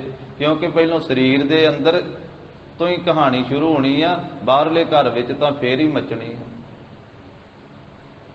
ਤੋ ਇਸ ਤਰ੍ਹਾਂ ਇਹ ਅੰਦਰ ਦੀ ਗਰਮੀ ਹੈ, ਅੰਦਰ ਦੀ ਤਪਸ਼ ਹੈ। ਤਾਂ ਸਿੱਧਾਂ ਦੇ ਅੰਦਰ ਵੀ ਐਸਾ, ਸਿੱਧਾਂ ਨੇ ਬੜੇ ਸਾਧਨ ਕੀਤੇ। ਉਹ ਕਹਿੰਦੇ ਮਹਾਰਾਜ ਕਵਣ ਮੁਖ ਚੰਦ, ਉਹ ਕਿਹੜਾ ਮੁੱਖ ਸਾਧਨ ਹੈ, ਉਹ ਕਿਹੜਾ ਸਾਧਨ ਰੂਪੀ ਚੰਦਰਮਾ ਹੈ। ਹਿਵੈ ਘਰ ਛਾਇਆ, ਜੋ ਹਿਰਦੇ ਰੂਪੀ ਘਰ ਦੇ ਵਿੱਚ ਆਪਣਾ ਪ੍ਰਕਾਸ਼ ਕਰੇ, ਜੋ ਘਰ ਨੂੰ, ਹਿਰਦੇ ਰੂਪੀ ਘਰ ਨੂੰ ਹਿਵੈ ਹਿਮਾਲੇ ਦੀ ਤਰ੍ਹਾਂ, ਬਰਫ਼ ਦੀ ਤਰ੍ਹਾਂ ਠੰਡਾ ਕਰ ਦੇਵੇ, ਇਹਦੇ ਵਿੱਚ ਆਪਣਾ ਛਾਇਆ ਪ੍ਰਕਾਸ਼ ਕਰੇ। ਕਿਵੇਂ ਹਿਰਦੇ ਦੇ ਵਿੱਚ ਵੈਰਾਗ ਪ੍ਰਾਪਤ ਹੋਵੇ। ਕਵਣ ਮੁਖ ਸੂਰਜ ਤਪੈ ਤਪਾਇਆ। ਕਵਣ ਦਾ ਅਰਥ ਹੈ ਕੌਣ, ਮੁਖ ਦਾ ਅਰਥ ਹੈ ਮੁਖੀ। ਉਹ ਕਿਹੜਾ ਮੁਖੀ ਸਾਧਨ ਹੈ, ਕਿਹੜਾ ਮੁੱਖ ਸਾਧਨ ਹੈ, ਕਿਹੜਾ ਉਹ ਸ੍ਰੇਸ਼ਟ ਮੁੱਖ ਸਾਧਨ ਰੂਪੀ ਸੂਰਜ ਹੈ। ਇਹ ਐਸਾ ਸਾਧਨ ਪ੍ਰਾਪਤ ਹੋਵੇ, ਸਾਧਨ ਰੂਪੀ ਜਿਹੜਾ ਸੂਰਜ ਹੈ ਉਹ ਪ੍ਰਕਾਸ਼ ਕਰੇ। ਤਪੈ ਤਪਾਇਆ, ਹਿਰਦੇ ਦੇ ਵਿੱਚ ਉਹ ਫਿਰ ਤਪੈ, ਉਹ ਆਪਣਾ ਤੇਜ, ਆਪਣੀ ਧੁੱਪ ਜਿਹੜੀ ਹੈ, ਆਪਣਾ ਪ੍ਰਕਾਸ਼ ਉਹ ਕਰੇ। ਉਹ ਕਿਹੜਾ ਸਾਧਨ ਹੈ, ਜਿਸ ਸਾਧਨ ਨੂੰ ਅਸੀਂ ਸਾਧੀਏ, ਅਸੀਂ ਤਪ ਕਰੀਏ ਉਸ ਸਾਧਨ ਦਾ, ਤੇ ਉਹ ਤਪਾਇਆ ਹੋਇਆ ਫਿਰ ਤਪੇ, ਹਿਰਦੇ ਦੇ ਵਿੱਚ ਪ੍ਰਕਾਸ਼ ਕਰੇ, ਹਿਰਦੇ ਵਿੱਚ ਉਹ ਸੂਰਜ ਚੜ੍ਹੇ। ਕਿਹੜਾ ਉਹ ਮੁੱਖ ਸਾਧਨ ਰੂਪੀ ਸੂਰਜ ਹੈ, ਜੋ ਹਿਰਦੇ ਦੇ ਵਿੱਚ ਤਪਾਇਆ ਹੋਇਆ ਤਪੇ, ਹਿਰਦੇ ਦੇ ਵਿੱਚ ਉਹ ਪ੍ਰਕਾਸ਼ ਕਰੇ ਤੇ ਅੰਦਰ ਸਾਡੇ ਪ੍ਰਕਾਸ਼ ਹੋ ਜਾਵੇ, ਚਾਨਣਾ ਹੋ ਜਾਵੇ। ਕਵਣ ਮੁਖ ਕਾਲ ਜੋਹਤ ਨਿਤਰ ਹੈ। ਮਹਾਰਾਜ ਕਵਣ ਮੁਖ, ਉਹ ਕਿਹੜਾ ਮੁਖੀ ਸਾਧਨ ਹੈ, ਕਿਹੜਾ ਉਹ ਸ੍ਰੇਸ਼ਟ ਸਾਧਨ ਹੈ ਜਿਸ ਕਰਕੇ ਕਾਲ ਤੋਂ ਬਚਿਆ ਜਾਵੇ। ਜਿਹੜਾ ਕਾਲ ਹੈ ਉਹ ਤਾਂ ਨਿਤ ਹੀ ਜੋਹਤ ਵੇਖ ਰਿਹਾ।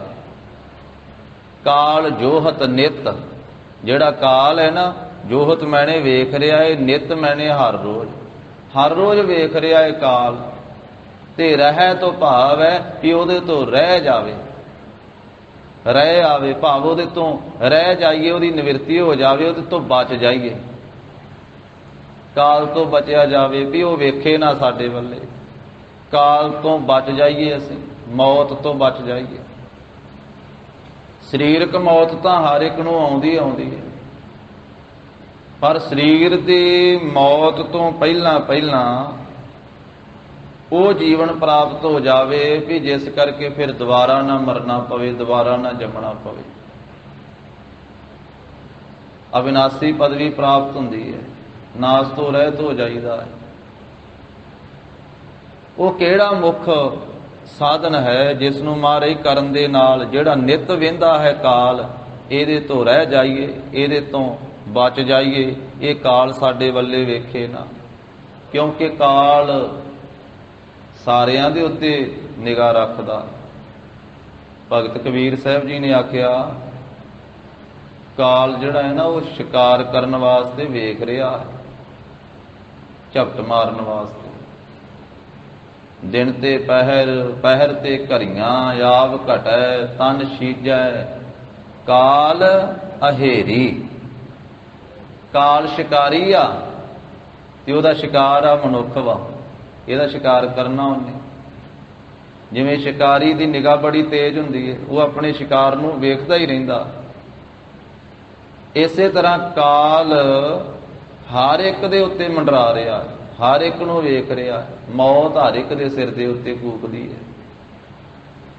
ਕਾਲ ਅਹੇਰੀ ਫਿਰੈ ਬੱਧਕ ਜਿਉ, ਕਹੋ ਕਵਣ ਵਿਦ ਕੀਜੈ। ਉਹ ਤਾਂ ਫੰਦਕ ਦੀ ਨਿਆਈ, ਫੰਦਾ ਲਾਉਣ ਵਾਸਤੇ ਤਿਆਰ ਹੈ। ਉਹਦੇ ਤੋਂ ਬਚਣ ਵਾਸਤੇ ਕਿਹੜਾ ਤਰੀਕਾ ਕੀਤਾ ਜਾਵੇ, ਇਹੀ ਸਿੱਧ ਬੇਨਤੀ ਕਰ ਰਹੇ ਆ ਮਹਾਰਾਜ। ਕਵਣ ਮੁਖ, ਉਹ ਕਿਹੜਾ ਮੁੱਖ ਸਾਧਨ ਹੈ, ਕਿਹੜਾ ਯਤਨ ਹੈ ਜਿਸ ਕਰਕੇ ਜਿਹੜਾ ਨਿਤ ਵੇਖਦਾ ਕਾਲ ਹੈ, ਮੌਤ ਹੈ, ਉਹਦੇ ਤੋਂ ਬਚ ਰਹੀਏ। ਕਾਲ ਅਹੇਰੀ ਫਿਰੈ ਬੱਧਕ ਜਿਉ, ਕਹੋ ਕਵਨ ਵਿਦ ਕੀਜੈ। ਸੋ ਦਿਨ ਆਵਨ ਲਾਗਾ, ਮਾਤ ਪਿਤਾ ਭਾਈ ਸੁਤ ਬਣਤਾ, ਕਹੋ ਕਉ ਹੈ ਕਾਕਾ। ਫਿਰ ਇਸੇ ਤਰ੍ਹਾਂ ਭਗਤ ਜੀ ਨੇ ਹੋਰ ਥਾਂ ਤੇ ਵੀ ਬਚਨ ਕਹੇ, ਕਹਿੰਦੇ ਵੀ ਕਾਲ ਸਾਰਿਆਂ ਨੂੰ ਬਰਾਬਰ ਮਾਰਦਾ, ਭਾਵੇਂ ਕੋਈ ਰਾਜਾ ਹੋਵੇ, ਭਾਵੇਂ ਕੋਈ ਪ੍ਰਜਾ ਹੋਵੇ, ਭਾਵੇਂ ਕੋਈ ਅਮੀਰ ਹੋਵੇ, ਭਾਵੇਂ ਗਰੀਬ ਹੋਵੇ, ਕਾਲ ਨਿਤ ਵੇਖਦਾ ਹਰ ਇੱਕ ਨੂੰ। ਤੇ ਕਾਲ ਇਸ ਤਰ੍ਹਾਂ ਝਪਟ ਮਾਰਦਾ ਜਿਵੇਂ ਬਾਜ, ਭੁੱਖਾ ਬਾਜ ਪੰਛੀਆਂ ਦੇ ਉੱਤੇ ਆ ਕੇ ਝਪਟ ਮਾਰ ਕੇ ਮਰੋੜ ਦਿੰਦਾ। ਕੇਲ ਕਰਿੰਦੇ ਹੰਝ ਨੂੰ ਅਚਿੰਤੇ ਬਾਜ ਪਏ, ਇਸ ਤਰ੍ਹਾਂ ਝਪਟ ਮਾਰਦਾ।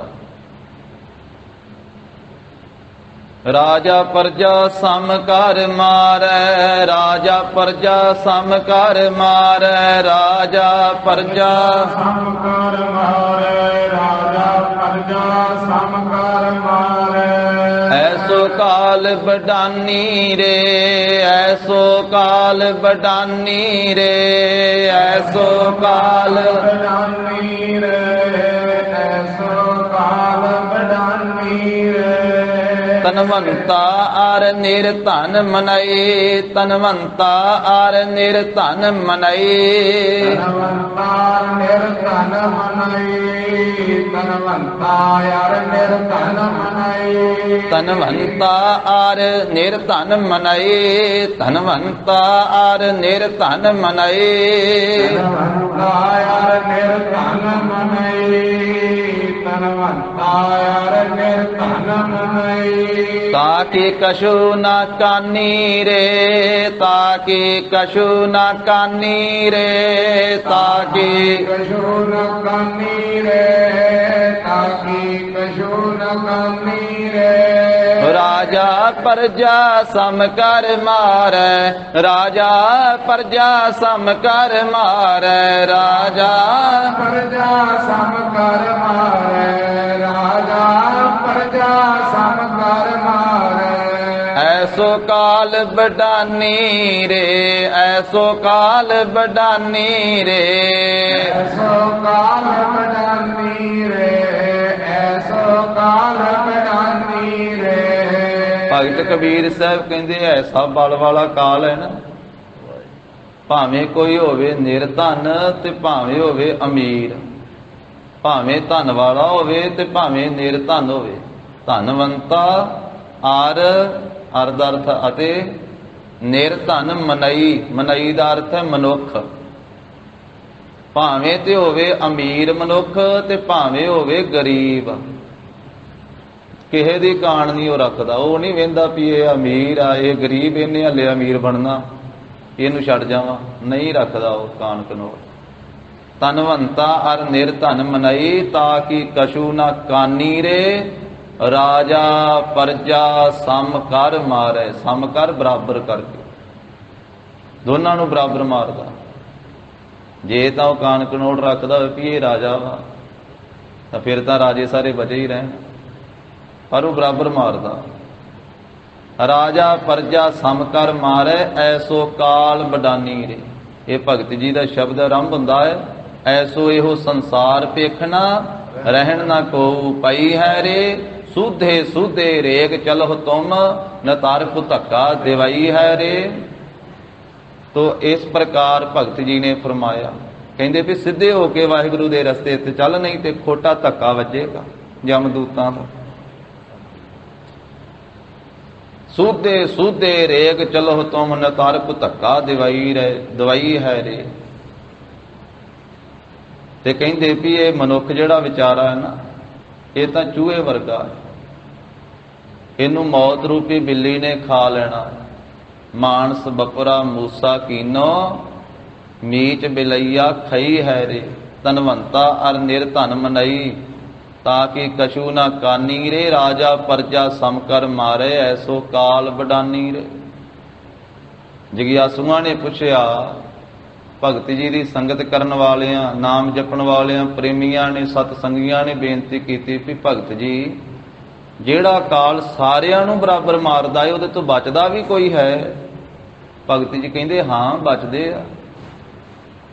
ਕਹਿੰਦੇ ਜੀ ਉਹ ਕੌਣ?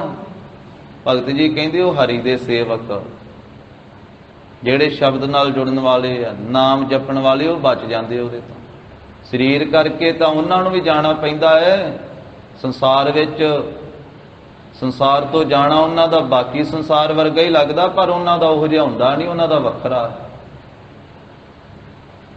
ਹਰ ਕੇ ਸੇਵਕ ਜੋ ਹਰ ਪਾਏ, ਹਰ ਕੇ ਸੇਵਕ ਜੋ ਹਰ ਪਾਏ, ਹਰ ਕੇ ਸੇਵਕ ਜੋ ਹਰ ਪਾਏ, ਹਰ ਕੇ ਸੇਵਕ ਜੋ ਹਰ ਪਾਏ। ਤਿਨ ਕੀ ਕਥਾ ਨਿਰਾਰੀ ਰੇ, ਤਿਨ ਕੀ ਕਥਾ ਨਿਰਾਰੀ ਰੇ, ਤਿਨ ਕੀ ਕਥਾ ਨਿਰਾਰੀ ਰੇ, ਤਿਨ ਕੀ ਕਥਾ ਨਿਰਾਰੀ ਰੇ। आवह न जाहे न कब हो मरते, आवह न जाहे न कब हो मरते, आवह न जाहे कब न मरते, आवह न जाहे कब न मरते, आवह न जाहे ना कब हो मरते, आवह न जाहे ना कब हो मरते, आवह न जावे न कब मरते, आवह न जाहे न कब मरते। पार ब्रह्म संगारी रे, पार ब्रह्म संगारी रे, पार ब्रह्म संघारी रे, पार ब्रह्म संघारी रे। ਭਗਤ ਜੀ ਕਹਿੰਦੇ ਵੀ ਜਿਹੜੇ ਹਰੀ ਦੇ ਸੇਵਕ ਜਿਹੜੇ ਉਹਨੂੰ ਭਾ ਗਏ ਨਾ, ਉਹਨੂੰ ਚੰਗੇ ਲੱਗੇ। ਹਰ ਕੇ ਸੇਵਕ ਜੋ ਹਰ ਭਾਏ ਤਿਨ ਕੀ ਕਥਾ ਨਿਰਾਰੀ ਰੇ। ਨਿਰਾਰੀ ਤੋਂ ਭਾਵ ਉਹਨਾਂ ਦੀ ਵੱਖਰੀ ਕਥਾ ਸੰਸਾਰ ਨਾਲੋਂ, ਉਹਨਾਂ ਦਾ ਰਹਿਣਾ ਵੱਖਰਾ। ਭਗਤਾਂ ਤੈਸੈ ਸਾਰੀਆਂ ਜੋੜ ਕਦੇ ਨਾ ਆਇਆ। ਭਗਤਾਂ ਕੀ ਚਾਲ ਨਿਰਾਲੀ। ਚਾਲ ਕਿਹੜੀ? ਇੱਕ ਤਾਂ ਚਾਲ ਇਹਨੂੰ ਆਪਾਂ ਕਹਿੰਦੇ ਨਾ ਜਿਹੜੇ ਤੁਰਦੇ ਆ, ਕਹਿੰਦੇ ਵੀ ਇਹ ਬੰਦੇ ਦੀ ਚਾਲ ਬੜੀ ਸੋਹਣੀ। ਇੱਕ ਤਾਂ ਸਰੀਰ ਦੇ ਪੈਰਾਂ ਦੀ ਤੁਰਨ ਦੀ ਚਾਲ ਆ, ਪਰ ਇੱਥੇ ਚਾਲ ਤੋਂ ਭਾਵ ਉਹਨਾਂ ਦੇ ਸੰਸਾਰ ਵਿੱਚ ਰਹਿਣ ਦੀ ਜੋ ਜੀਵਨ ਜੁਗਤ ਉਹ ਚਾਲ, ਜੋ ਉਹਨਾਂ ਦੀ ਚਾਲੀ ਹੈ, ਜੋ ਮਰਿਆਦਾ, ਉਹ ਨਿਰਾਲੀ ਵੱਖਰੀ ਹੈ। ਉਹਨਾਂ ਦਾ ਖਾਣਾ ਪੀਣਾ ਵੱਖਰਾ, ਉਹਨਾਂ ਦਾ ਵੇਖਣਾ ਸੁਣਨਾ ਬੋਲਣਾ ਵੱਖਰਾ, ਉਹਨਾਂ ਦਾ ਕਰਨਾ ਵੱਖਰਾ, ਉਹਨਾਂ ਦਾ ਸੁਣਨਾ ਵੀ, ਉਹਨਾਂ ਦਾ ਉੱਠਣਾ ਵੀ ਵੱਖਰਾ, ਬੈਠਣਾ ਵੀ ਵੱਖਰਾ, ਉਹਨਾਂ ਦਾ ਸੌਣਾ ਵੀ ਵੱਖਰਾ ਤੇ ਉਹਨਾਂ ਦਾ ਜਾਗਣਾ ਵੀ ਵੱਖਰਾ। ਭਗਤਾਂ ਦਾ ਵੱਖਰਾ ਹੁੰਦਾ ਵਾ ਜਾਗਣਾ ਤੇ ਸੌਣਾ। ਬਾਕੀ ਜਾਗਦੀ ਸਾਰੀ ਦੁਨੀਆ ਵਾ। ਇਸੇ ਪ੍ਰਕਾਰ ਸੌਂਦੀ ਵੀ ਸਾਰੀ ਦੁਨੀਆ ਵਾ, ਪਰ ਬਾਕੀ ਦੁਨੀਆ ਜਿਹੜੀ ਉਹ ਹੋਰ ਟਾਈਮ ਤੇ ਸੌਂਦੀ ਹੈ, ਭਗਤ ਹੋਰ ਸਮੇਂ ਸੌਂਦੇ। ਦੁਨੀਆ ਹੋਰ ਸਮੇਂ ਜਾਗਦੀ ਹੈ। ਜਦੋਂ ਦੁਨੀਆ ਸੁੱਤੀ ਹੁੰਦੀ ਹੈ ਉਦੋਂ ਰੱਬ ਦੇ ਪਿਆਰੇ ਭਿੰਨੀ ਰੈਣੜੀਐ ਚਾ ਮੱਕਣ ਤਾਰੇ ਜਾਗਹਿ ਸੰਤ ਜਨਾ ਮੇਰੇ ਰਾਮ ਪਿਆਰੇ। ਰਾਮ ਦੇ ਪਿਆਰੇ, ਪਰਮੇਸ਼ਰ ਦੇ ਪਿਆਰੇ ਜਦੋਂ ਦੁਨੀਆ ਸੁੱਤੀ ਪਈ ਨਾ ਤੇ ਉਹ ਜਾਗਦੇ ਪਏ। ਭਿੱਜੀ ਰਾਤ ਨਾਮ ਜਪਦੇ ਵਾਹਿਗੁਰੂ ਪਰਮੇਸ਼ਰ ਦਾ। ਤਾਂ ਉਹਨਾਂ ਦੀ ਕਥਾ ਸੰਸਾਰ ਨਾਲੋਂ ਨਿਆਰੀ ਹੈ, ਵੱਖਰੀ ਹੈ। ਹਰ ਕੇ ਸੇਵਕ ਜੋ ਹਰ ਭਾਏ ਤਿਨ ਕੀ ਕਥਾ ਨਿਰਾਰੀ ਰੇ। ਆਵਹਿ ਨਾ ਜਾਹੇ ਨਾ ਕਬਹੂ ਮਰਤੇ ਪਾਰ ਬ੍ਰਹਮ ਸੰਗਾਰੀ ਰੇ। ਕਿਉਂਕਿ ਉਹ ਜਿਉਂਦਿਆਂ ਵੀ ਪਾਰ ਬ੍ਰਹਮ ਦੇ ਸੰਗੀ ਸਾਥੀ ਆ ਤੇ ਸਰੀਰ ਤਿਆਗਣ ਤੋਂ ਵੀ ਉਹ ਪਾਰ ਬ੍ਰਹਮ ਦੇ ਸੰਗੀ ਆ। ਇਸ ਕਰਕੇ ਨਾ ਉਹ ਆਉਂਦੇ ਆ, ਨਾ ਜਾਂਦੇ ਆ, ਨਾ ਜੰਮਦੇ ਆ, ਨਾ ਮਰਦੇ ਆ। ਫਿਰ ਇੱਕ ਆਮ ਸੰਸਾਰ ਨੂੰ ਲੱਗਦਾ ਕਿ ਜਿਵੇਂ ਸਾਡਾ ਜਨਮ ਹੋਇਆ ਇਸੇ ਤਰ੍ਹਾਂ ਹੀ ਉਹਨਾਂ ਦਾ ਹੋਇਆ, ਜਿਵੇਂ ਬਾਕੀ ਸੰਸਾਰ ਦਾ ਮਰਨ ਵੀ ਇਸੇ ਤਰ੍ਹਾਂ ਉਹਨਾਂ ਦਾ, ਪਰ ਹੈ ਉਹਨਾਂ ਦਾ ਵੱਖਰਾ। ਸੰਸਾਰ ਆਪਣੇ ਵਰਗਾ ਸਮਝਦਾ। ਭਗਤ ਜੀ ਕਹਿੰਦੇ ਨਹੀਂ, ਇਸ ਤਰ੍ਹਾਂ ਦਾ ਨਹੀਂ ਹੈ ਉਹਨਾਂ ਦਾ, ਉਹਨਾਂ ਦਾ ਵੱਖਰਾ ਹੈ। ਉਹ ਤਾਂ ਜਿਵੇਂ ਬਾਣੀ ਚ ਮਹਾਰਾਜ ਨੇ ਆਖਿਆ ਨਾ, ਜਨਮ ਮਰਨ ਦੋਹੂ ਮਹਿ ਨਾਹੀ ਜਨ ਪਰ ਉਪਕਾਰੀ ਆਏ। ਜੀ ਦਾਨ ਦੇ ਭਗਤੀ ਲਾਇਨ ਹਰਸਿਓ ਲੈਣ ਮਿਲਾਏ। ਬਾਕੀ ਸਾਰਾ ਕਾਲ ਦੇ ਅਧੀਨ ਹੈ ਸਾਰਾ ਸੰਸਾਰ। ਸਿੱਧ ਕਹਿੰਦੇ ਮਹਾਰਾਜ ਕਿਹੜਾ ਉਹ ਸਾਧਨ ਹੈ, ਮੁੱਖ ਸਾਧਨ ਹੈ, ਜਿਸ ਕਰਕੇ ਜਿਹੜਾ ਰੋਜ਼ ਵਹਿੰਦਾ ਕਾਲ ਉਸ ਕਾਲ ਤੋਂ ਬਚਿਆ ਜਾਵੇ। ਪਵਨ ਬੁੱਧ ਗੁਰਮੁਖ ਪਤ ਰਹਿ। ਮਹਾਰਾਜ ਉਹ ਕਿਹੜੀ ਬੁੱਧੀ ਹੈ ਜਿਸ ਕਰਕੇ ਗੁਰਮੁਖ ਦੀ ਪਤ ਰਹਿ ਜਾਵੇ। ਉਹ ਕਿਹੜਾ ਬੁੱਧ ਹੈ, ਕਿਹੜੀ ਸਮਝ ਹੈ, ਕਿਹੜਾ ਗਿਆਨ ਹੈ, ਕਿਹੜੀ ਮੱਤ ਹੈ ਜਿਸ ਕਰਕੇ ਮਹਾਰਾਜ ਗੁਰਮੁਖਤਾਈ ਪ੍ਰਾਪਤ ਹੋਵੇ ਤੇ ਪਤ ਪ੍ਰਾਪਤ ਹੋਵੇ। ਪਵਨ ਜੋਧ ਜੋ ਕਾਲ ਸੰਘਾਰੈ। ਮਹਾਰਾਜ ਉਹ ਕਿਹੜਾ ਯੋਧਾ ਹੈ ਜਿਹੜਾ ਕਾਲ ਨੂੰ ਵੀ ਸੰਘਾਰ ਦਵੇ, ਜਿਹੜਾ ਕਾਲ ਨੂੰ ਵੀ ਮਾਰ ਦਵੇ। ਜਿਹੜਾ ਕਾਲ ਸਾਰਿਆਂ ਨੂੰ ਮਾਰਦਾ ਤੇ ਉਸ ਕਾਲ ਨੂੰ ਵੀ ਜਿਹੜਾ ਮਾਰ ਦਵੇ, ਉਹ ਕਿਹੜਾ ਸੂਰਮਾ ਹੈ, ਕਿਹੜਾ ਯੋਧਾ ਹੈ। ਬੋਲੇ ਬਾਣੀ ਨਾਨਕ ਵਿਚਾਰੈ। ਧੰਨ ਸ੍ਰੀ ਗੁਰੂ ਨਾਨਕ ਦੇਵ ਸਾਹਿਬ ਮਹਾਰਾਜ ਜੀ ਕਹਿੰਦੇ ਆ, ਬਾਬਾ ਬੁੱਢਾ ਸਾਹਿਬ ਜੀ ਤੇ ਬਾਬਾ ਲਹਿਣਾ ਜੀ ਨੂੰ ਦੱਸਦਿਆਂ ਹੋਏ ਆ ਵੀ ਸਿੱਧ ਇਸ ਤਰ੍ਹਾਂ ਇਹ ਬਾਣੀ ਬੋਲੇ, ਇਹ ਬੋਲੇ ਸਿੱਧ। ਉਹ ਕਹਿੰਦੇ ਵੀ ਇਹ ਸਾਡੀ ਵਿਚਾਰ ਹੈ, ਇਹਦਾ ਉੱਤਰ ਦੇਣਾ ਕਰੋ ਤੁਸੀਂ। ਅਗਲੀ ਪੌੜੀ ਦੇ ਵਿੱਚ 49ਵੀਂ ਪੌੜੀ ਚ ਮਹਾਰਾਜ ਇਹਨਾਂ ਸਵਾਲਾਂ ਦੇ ਉੱਤਰ ਦਿੰਦੇ ਹਨ। ਸਬਦ ਭਾਖਤ ਸਸ ਜੋਤ ਅਪਾਰਾ।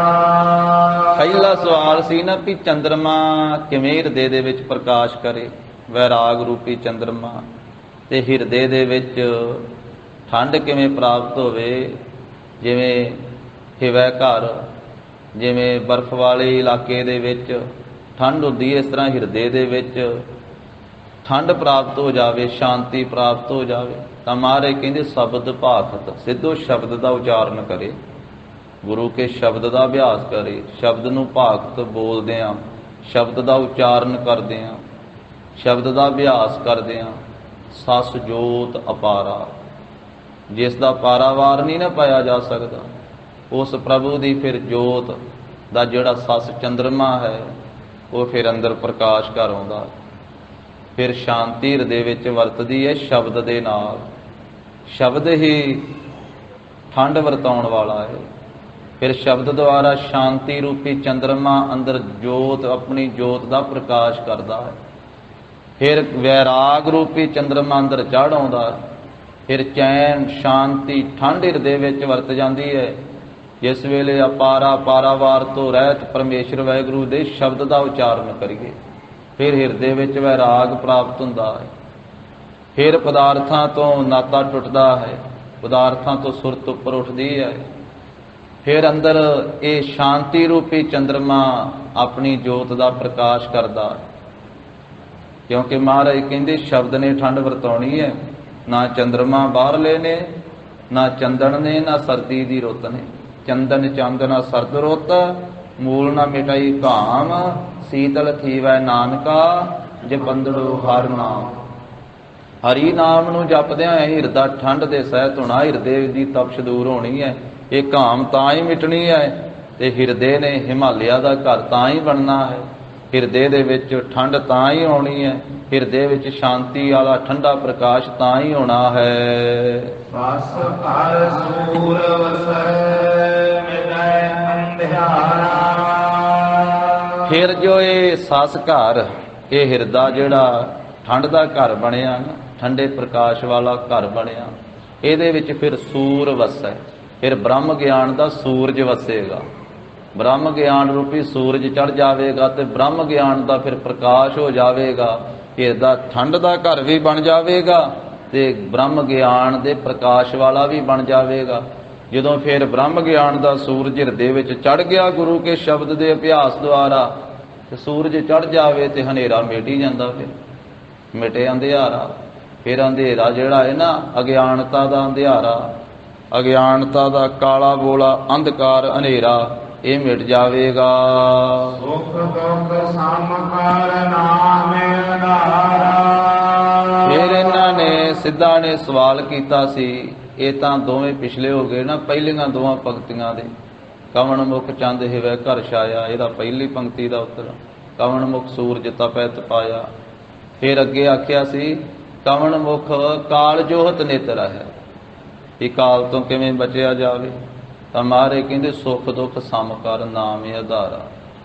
ਨਾਮ ਦਾ ਆਸਰਾ ਲਵੇ, ਨਾਮ ਦਾ ਹੀ ਆਸਰਾ ਸਭ ਤੋਂ ਵੱਡਾ ਆਸਰਾ ਹੈ, ਬਾਕੀ ਸਾਰੇ ਆਸਰੇ ਛੋਟੇ ਹੈ। ਸਾਚਾ ਨਾਮ ਮੇਰਾ ਆਧਾਰੋ, ਸਾਚ ਨਾਮ ਆਧਾਰ ਮੇਰਾ, ਜਿਨ ਭੁੱਖਾ ਸਭ ਗਵਾਈਆਂ। ਆਧਾਰ ਨਾਮ ਆਸਰੇ ਦਾ ਹੈ। ਤੇ ਮਹਾਰਾਜ ਕਹਿੰਦੇ ਸੱਚੇ ਨਾਮ ਦਾ ਆਸਰਾ ਲਵੇ, ਪ੍ਰਭੂ ਦੇ ਨਾਮ ਦਾ ਆਸਰਾ ਲੈ ਕਰਕੇ ਸੁੱਖ ਦੁੱਖ ਸਮ ਕਰ, ਸੁੱਖ ਨੂੰ ਤੇ ਦੁੱਖ ਨੂੰ ਸਮ ਕਰਕੇ ਜਾਣੇ, ਬਰਾਬਰ ਕਰਕੇ ਜਾਣੇ। ਇਹ ਕੋਈ ਨਾਮ ਦੇ ਆਸਰੇ ਵਾਲਾ ਹੀ ਬਰਾਬਰ ਜਾਣ ਸਕਦਾ, ਆਮ ਸੰਸਾਰੀ ਨਹੀਂ। ਅਸੀਂ ਸੰਸਾਰੀ ਲੋਕ ਜਿਹੜੇ ਆ, ਸਾਨੂੰ ਸੁੱਖ ਪ੍ਰਾਪਤ ਹੋ ਜਾਵੇ, ਸਾਡੀ ਅਵਸਥਾ ਹੋਰ ਹੋ ਜਾਂਦੀ ਹੈ। ਦੁੱਖ ਆ ਜਾਵੇ ਤੇ ਸਾਡੀ ਸਰੀਰ ਦੀ ਅਵਸਥਾ ਤੇ ਮਨ ਦੀ ਅਵਸਥਾ ਹੋਰ ਹੁੰਦੀ ਹੈ। ਸੰਸਾਰੀ ਬੰਦਾ ਸੁੱਖ ਦੇ ਵਿੱਚ ਵੀ ਜ਼ਿਆਦਾ ਫਿਰ ਵਿਖਾਵਾ ਜਿਹਾ ਕਰਦਾ ਹੈ, ਤੇ ਦੁੱਖ ਦੇ ਵਿੱਚ ਓਨਾ ਹੀ ਜ਼ਿਆਦਾ ਫਿਰ ਚੀਕ ਚਹਾੜਾ ਜਿਹਾ ਕਰਦਾ ਹੈ। ਪਰ ਜਿਹੜੇ ਬਰਾਬਰ ਵਾਲੀ ਗੱਲ ਹੈ ਕਿ ਸੁੱਖ ਵਿੱਚ ਵੀ ਬਿਰਤੀ ਦਾ ਬਰਾਬਰ ਰਹਿਣਾ ਤੇ ਦੁੱਖ ਵਿੱਚ ਵੀ ਬਰਾਬਰ ਰਹਿਣਾ, ਇਹ ਤਾਂ ਉਹੀ ਹੈ ਨਾ ਜਿਹੜਾ ਨਾਮ ਆਧਾਰਾ, ਨਾਮ ਦੇ ਆਸਰੇ ਵਿੱਚ। ਕਿਉਂਕਿ ਉਹਨੇ ਜਾਣ ਲਿਆ ਵੀ ਇਹ ਸੁੱਖ ਜਿਹੜਾ ਇਹਨੇ ਵੀ ਸਦਾ ਨਹੀਂ ਰਹਿਣਾ, ਤੇ ਦੁੱਖ ਆ ਗਿਆ ਦੁੱਖ ਨੇ ਵੀ ਸਦਾ ਨਹੀਂ ਰਹਿਣਾ। ਇਹ ਤਾਂ ਕੱਪੜਿਆਂ ਦੀ ਤਰ੍ਹਾਂ ਵਾ, ਸੁੱਖ ਦੁੱਖ ਦੋਏਦਾਰ ਕੱਪੜੇ ਪਹਿ ਰਹਿ ਜਾਏ ਮਨੁੱਖ, ਇਹ ਬਦਲਦੇ ਰਹਿੰਦੇ ਆ, ਨਵੇਂ ਪੁਰਾਣੇ ਮੈਲੇ ਧੋਤੇ, ਇਹ ਬਦਲਦੇ ਰਹਿੰਦੇ ਹਨ। ਇਸ ਕਰਕੇ ਸੁੱਖ ਵੀ ਸਦਾ ਨਹੀਂ ਰਹਿੰਦਾ। ਕਿਹੜਾ ਘਰ ਜਿਹਦੇ ਘਰ ਵਿੱਚ ਸਦਾ ਸਰੀਰਕ ਸੁੱਖ ਬਣਿਆ, ਕਿਹੜਾ ਘਰ ਜਿਸ ਘਰ ਵਿੱਚ ਸਦਾ ਦੁੱਖ ਹੀ ਰਹਿੰਦਾ। ਦੁੱਖ ਤੋਂ ਬਾਅਦ ਸੁੱਖ ਹੈ, ਸੁੱਖ ਤੋਂ ਬਾਅਦ ਦੁੱਖ ਹੈ, ਇਹ ਬਦਲਦੇ ਰਹਿੰਦੇ। ਪਰ ਇਹ ਜਿੰਨਾ ਚਿਰ ਸੰਸਾਰ ਹੈ, ਜਿੰਨਾ ਚਿਰ ਸਰੀਰ ਹੈ, ਇਹ ਸਰੀਰਕ ਸੁੱਖ ਦੁੱਖ ਤਾਂ ਚੱਲਦੇ ਹੀ ਰਹਿਣੇ। ਪਰ ਜਿਸ ਨੇ ਨਾਮ ਦਾ ਆਸਰਾ ਲੈ ਲਿਆ, ਉਹ ਇਹ ਸੁੱਖ ਦੁੱਖ ਤੋਂ ਉੱਪਰ ਉੱਠ ਗਿਆ। ਉਹਦੀ ਬਿਰਤੀ ਫਿਰ ਪ੍ਰਭ ਕੀ ਆਗਿਆ ਵਿੱਚ ਰਹਿੰਦੀ ਹੈ। ਪ੍ਰਭ ਕੀ ਆਗਿਆ ਆਤਮ ਹਿਤਾਵੈ, ਜੀਵਨ ਮੁਕਤ ਸੋ ਕਹਾਵੈ। ਤੈਸਾ ਹਰਖ ਤੈਸਾ ਉਸ ਸੋਗ, ਸਦਾ ਆਨੰਦ ਤਹਿ ਨਹੀਂ ਵਿਯੋਗ। ਤੈਸਾ ਸਵਰਨ ਤੈਸੀ ਉਸ ਮਾਟੀ, ਤੈਸਾ ਅੰਮ੍ਰਿਤ ਤੈਸੀ ਬਿਖ ਖਾਟੀ। ਤੈਸਾ ਮਾਨ ਤੈਸਾ ਅਭਿਮਾਨ, ਤੈਸਾ ਰੰਕ ਤੈਸਾ ਰਾਜਾਨ। ਜੋ ਵਰਤਾਏ ਸਾਈ ਜੁਗਤ, ਨਾਨਕੋ ਪੁਰਖ ਕਹੀ ਹੈ ਜੀਵਨ ਮੁਕਤ। ਜਿੰਨੀਆਂ ਇਹ ਪੰਕਤੀਆਂ ਪੜ੍ਹਨੀਆਂ ਸੌਖੀਆਂ, ਪਰ ਇਸ ਇੱਕ ਇੱਕ ਪੰਕਤੀ ਦੇ ਵਿੱਚ ਜੋ ਦੱਸਿਆ ਮਹਾਰਾਜ ਨੇ, ਇਹ ਕੋਈ ਨਾਮ ਦੇ ਆਸਰੇ ਵਾਲਾ ਹੀ ਇਸ ਅਵਸਥਾ ਤੇ ਪਹੁੰਚਦਾ। ਉਸਤਤ ਨਿੰਦਾ ਦੋ ਤਿਆਗੈ, ਖੋਜੈ ਪਦ ਨਿਰਬਾਨਾ। ਤੇ ਨਾਲ ਹੀ ਕਹਿ ਦਿੱਤਾ, ਜਨ ਨਾਨਕ ਇਹੋ ਖੇਲ ਕਠਨ ਹੈ, ਕਿਨਹੋਂ ਗੁਰਮੁਖ ਜਾਣਾ। ਕਿਸੇ ਗੁਰਮੁਖ ਨੇ ਜਾਣਿਆ ਇਹ ਔਖੀ ਘਾਟੀ, ਔਖਾ ਖੇਲ ਹੈ। ਸੁਖ ਦੁੱਖ ਸਮ ਕਰ ਨਾਮ ਆਧਾਰਾ। ਇਹ ਸਿੱਧੋ ਸੁੱਖ ਦੇ ਦੁੱਖ ਨੂੰ ਬਰਾਬਰ ਕਰਕੇ ਜਾਣੇ। ਰੱਬ ਦੇ ਪਿਆਰਿਆਂ ਨੇ ਤੇ ਦਾਤ ਹੀ ਜਾਣਿਆ, ਇਹ ਵੀ ਦਾਤ ਹੀ।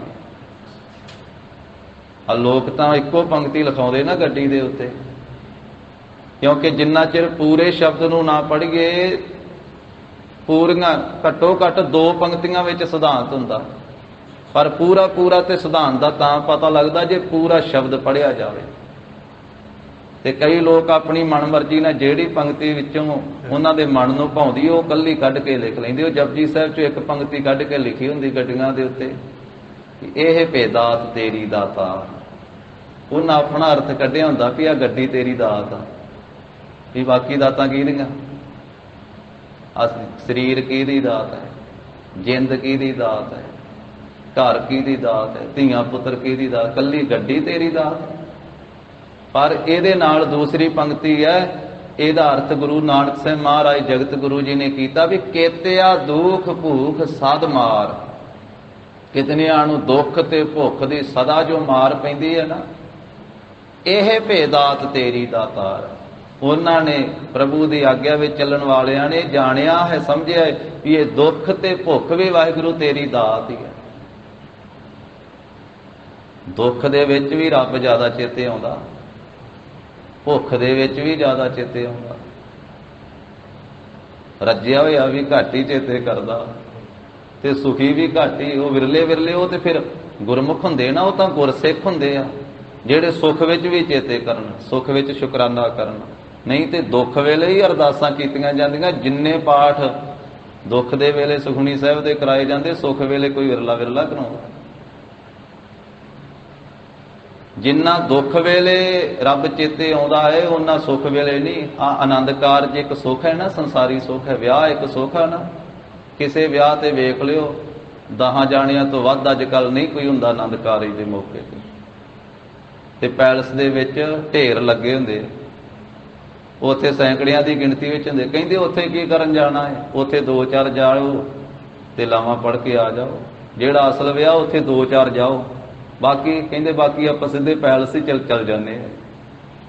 ਸੁੱਖ ਵਾ ਤੇ ਮਹਾਰਾਜ ਦੀ ਬਾਣੀ ਨਹੀਂ ਚੰਗੀ ਲੱਗਦੀ, ਲਾਵਾਂ ਨਹੀਂ ਕਿਸੇ ਨੇ ਸੁਣੀਆਂ, ਅਰਦਾਸ ਵਿੱਚ ਨਹੀਂ ਕੋਈ ਸ਼ਾਮਲ ਹੋਇਆ। ਸਗੋਂ ਇਹ ਕਿਹਾ ਜਾਂਦਾ ਛੇਤੀ ਕਰ ਦਿਓ ਜੀ, ਆਉਣਾ ਵੀ 4 ਵਜੇ, ਕਰ ਦਿਓ ਛੇਤੀ।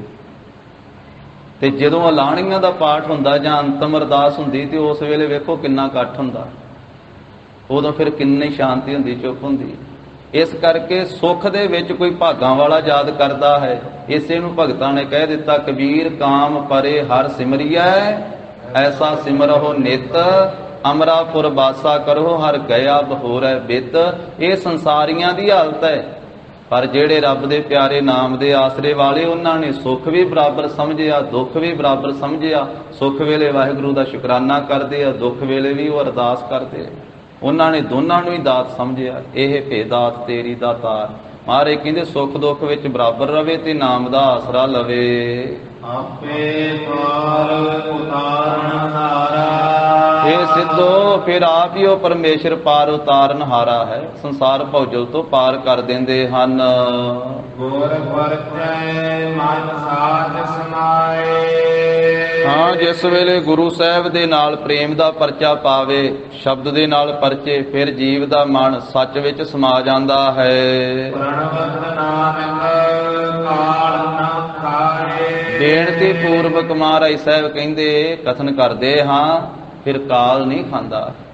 ਜਦੋਂ ਗੁਰੂ ਸਾਹਿਬ ਦੇ ਨਾਲ ਪ੍ਰੇਮ ਕਰੀਏ, ਗੁਰੂ ਕੇ ਸ਼ਬਦ ਦੇ ਨਾਲ ਜੁੜ ਜਾਈਏ, ਫਿਰ ਕਾਲ ਜਿਹੜਾ ਸਾਰੇ ਸੰਸਾਰ ਨੂੰ ਮਾਰਦਾ ਹੈ ਨਾ, ਤੇ ਸ਼ਬਦ ਨਾਲ ਜੁੜਨ ਵਾਲਿਆਂ ਨੇ, ਸ਼ਬਦ ਨਾਲ ਪ੍ਰੇਮ ਦਾ ਪਰਚਾ ਪਾਉਣ ਵਾਲਿਆਂ ਨੇ ਉਸ ਕਾਲ ਨੂੰ ਵੀ ਮਾਰ ਦਿੱਤਾ, ਉਸ ਮੌਤ ਨੂੰ ਵੀ ਮਾਰ ਦਿੱਤਾ। ਦੁਨੀਆ ਮੌਤ ਤੋਂ ਡਰਦੀ ਹੈ, ਸਭ ਤੋਂ ਜ਼ਿਆਦਾ ਡਰ ਮੌਤ ਦਾ ਹੀ ਆ, ਹੋਰ ਕਿਸੇ ਦਾ ਡਰ ਨਹੀਂ। ਮੌਤ ਦਾ ਡਰ ਹੈ ਵੀ ਮਰ ਨਾ ਜਾਵਾਂ। ਪਰ ਜਿਨ੍ਹਾਂ ਨੇ ਸ਼ਬਦ ਦੀ ਕਮਾਈ ਕੀਤੀ, ਉਹਨਾਂ ਨੇ ਮੌਤ ਨੂੰ ਵੀ ਮਖੌਲ ਹੀ ਕੀਤੇ। ਉਹ ਤੇ ਫਿਰ ਬਾਬਾ ਦੀਪ ਸਿੰਘ ਸਾਹਿਬ ਜੀ ਨੇ ਸੀਸ ਵੀ ਤਲੀ ਤੇ ਰੱਖ ਕਰਕੇ 18 ਸੇਰ ਦਾ ਖੰਡਾ ਖੜਕਾਇਆ। ਉਹ ਤਾਂ ਭਾਈ ਮਣੀ ਸਿੰਘ ਜੀ ਫਿਰ ਚੌਂਕੜਾ ਲਾ ਕੇ ਬੈਠੇ ਆ। ਬੰਦ ਕੱਟਣ ਦਾ ਫਤਵਾ ਲਾਇਆ ਗਿਆ ਤੇ ਜਲਾਦ ਜਿਹੜਾ ਸੀ ਬੰਦ ਕੱਟਣ ਲੱਗਾ, ਉਹਨੇ ਟੋਕਾ ਮਾਰ ਲੱਗਾ ਗੁੱਟ ਦੇ ਉੱਤੇ, ਰੋਕ ਦਿੱਤਾ ਭਾਈ ਮਣੀ ਸਿੰਘ ਜੀ। ਕਹਿਣ ਲੱਗੇ ਇੱਥੋਂ ਨਹੀਂ। ਉਹ ਕਹਿੰਦਾ ਕੱਟਣ ਵਾਲਾ ਕਹਿੰਦਾ ਬਾਬਾ ਡਰ ਗਿਆ। ਕਹਿੰਦੇ ਨਹੀਂ ਡਰਿਆ ਨਹੀਂ, ਤੈਨੂੰ ਦੱਸਣ ਲੱਗਾ ਵੀ ਤੇਰੇ ਮਾਲਕ ਨੇ ਆਖਿਆ ਮਣੀ ਸਿੰਘ ਦਾ ਬੰਦ ਕੱਟ। ਮੇਰੇ ਮਾਲਕ ਗੁਰੂ ਗੋਬਿੰਦ ਸਿੰਘ ਉਹਨਾਂ ਨੇ ਤਾਂ ਜਦੋਂ ਮੈਨੂੰ ਗੁਰਬਾਣੀ ਦੀ ਸੰਥਿਆ ਕਰਾਈ ਤੇ ਅਰਥ ਪੜ੍ਹਾਏ ਸੀ ਨਾ ਗੁਰੂ ਕੀ ਕਾਂਸ਼ੀ ਸਾਬੋ ਕੀ ਤਲਵੰਡੀ, ਉਦੋਂ ਹੀ ਬਚਨ ਕਰ ਦਿੱਤਾ ਸੀ ਵੀ ਮਣੀ ਸਿੰਘਾ ਜੇ ਤੇਰਾ ਸਰੀਰ ਦਾ ਬੰਦ ਵੀ ਕੱਟਿਆ ਜਾਵੇਗਾ ਤੇਰੇ ਆਨੰਦ 'ਚ ਫਰਕ ਨਹੀਂ ਪੈਣਾ।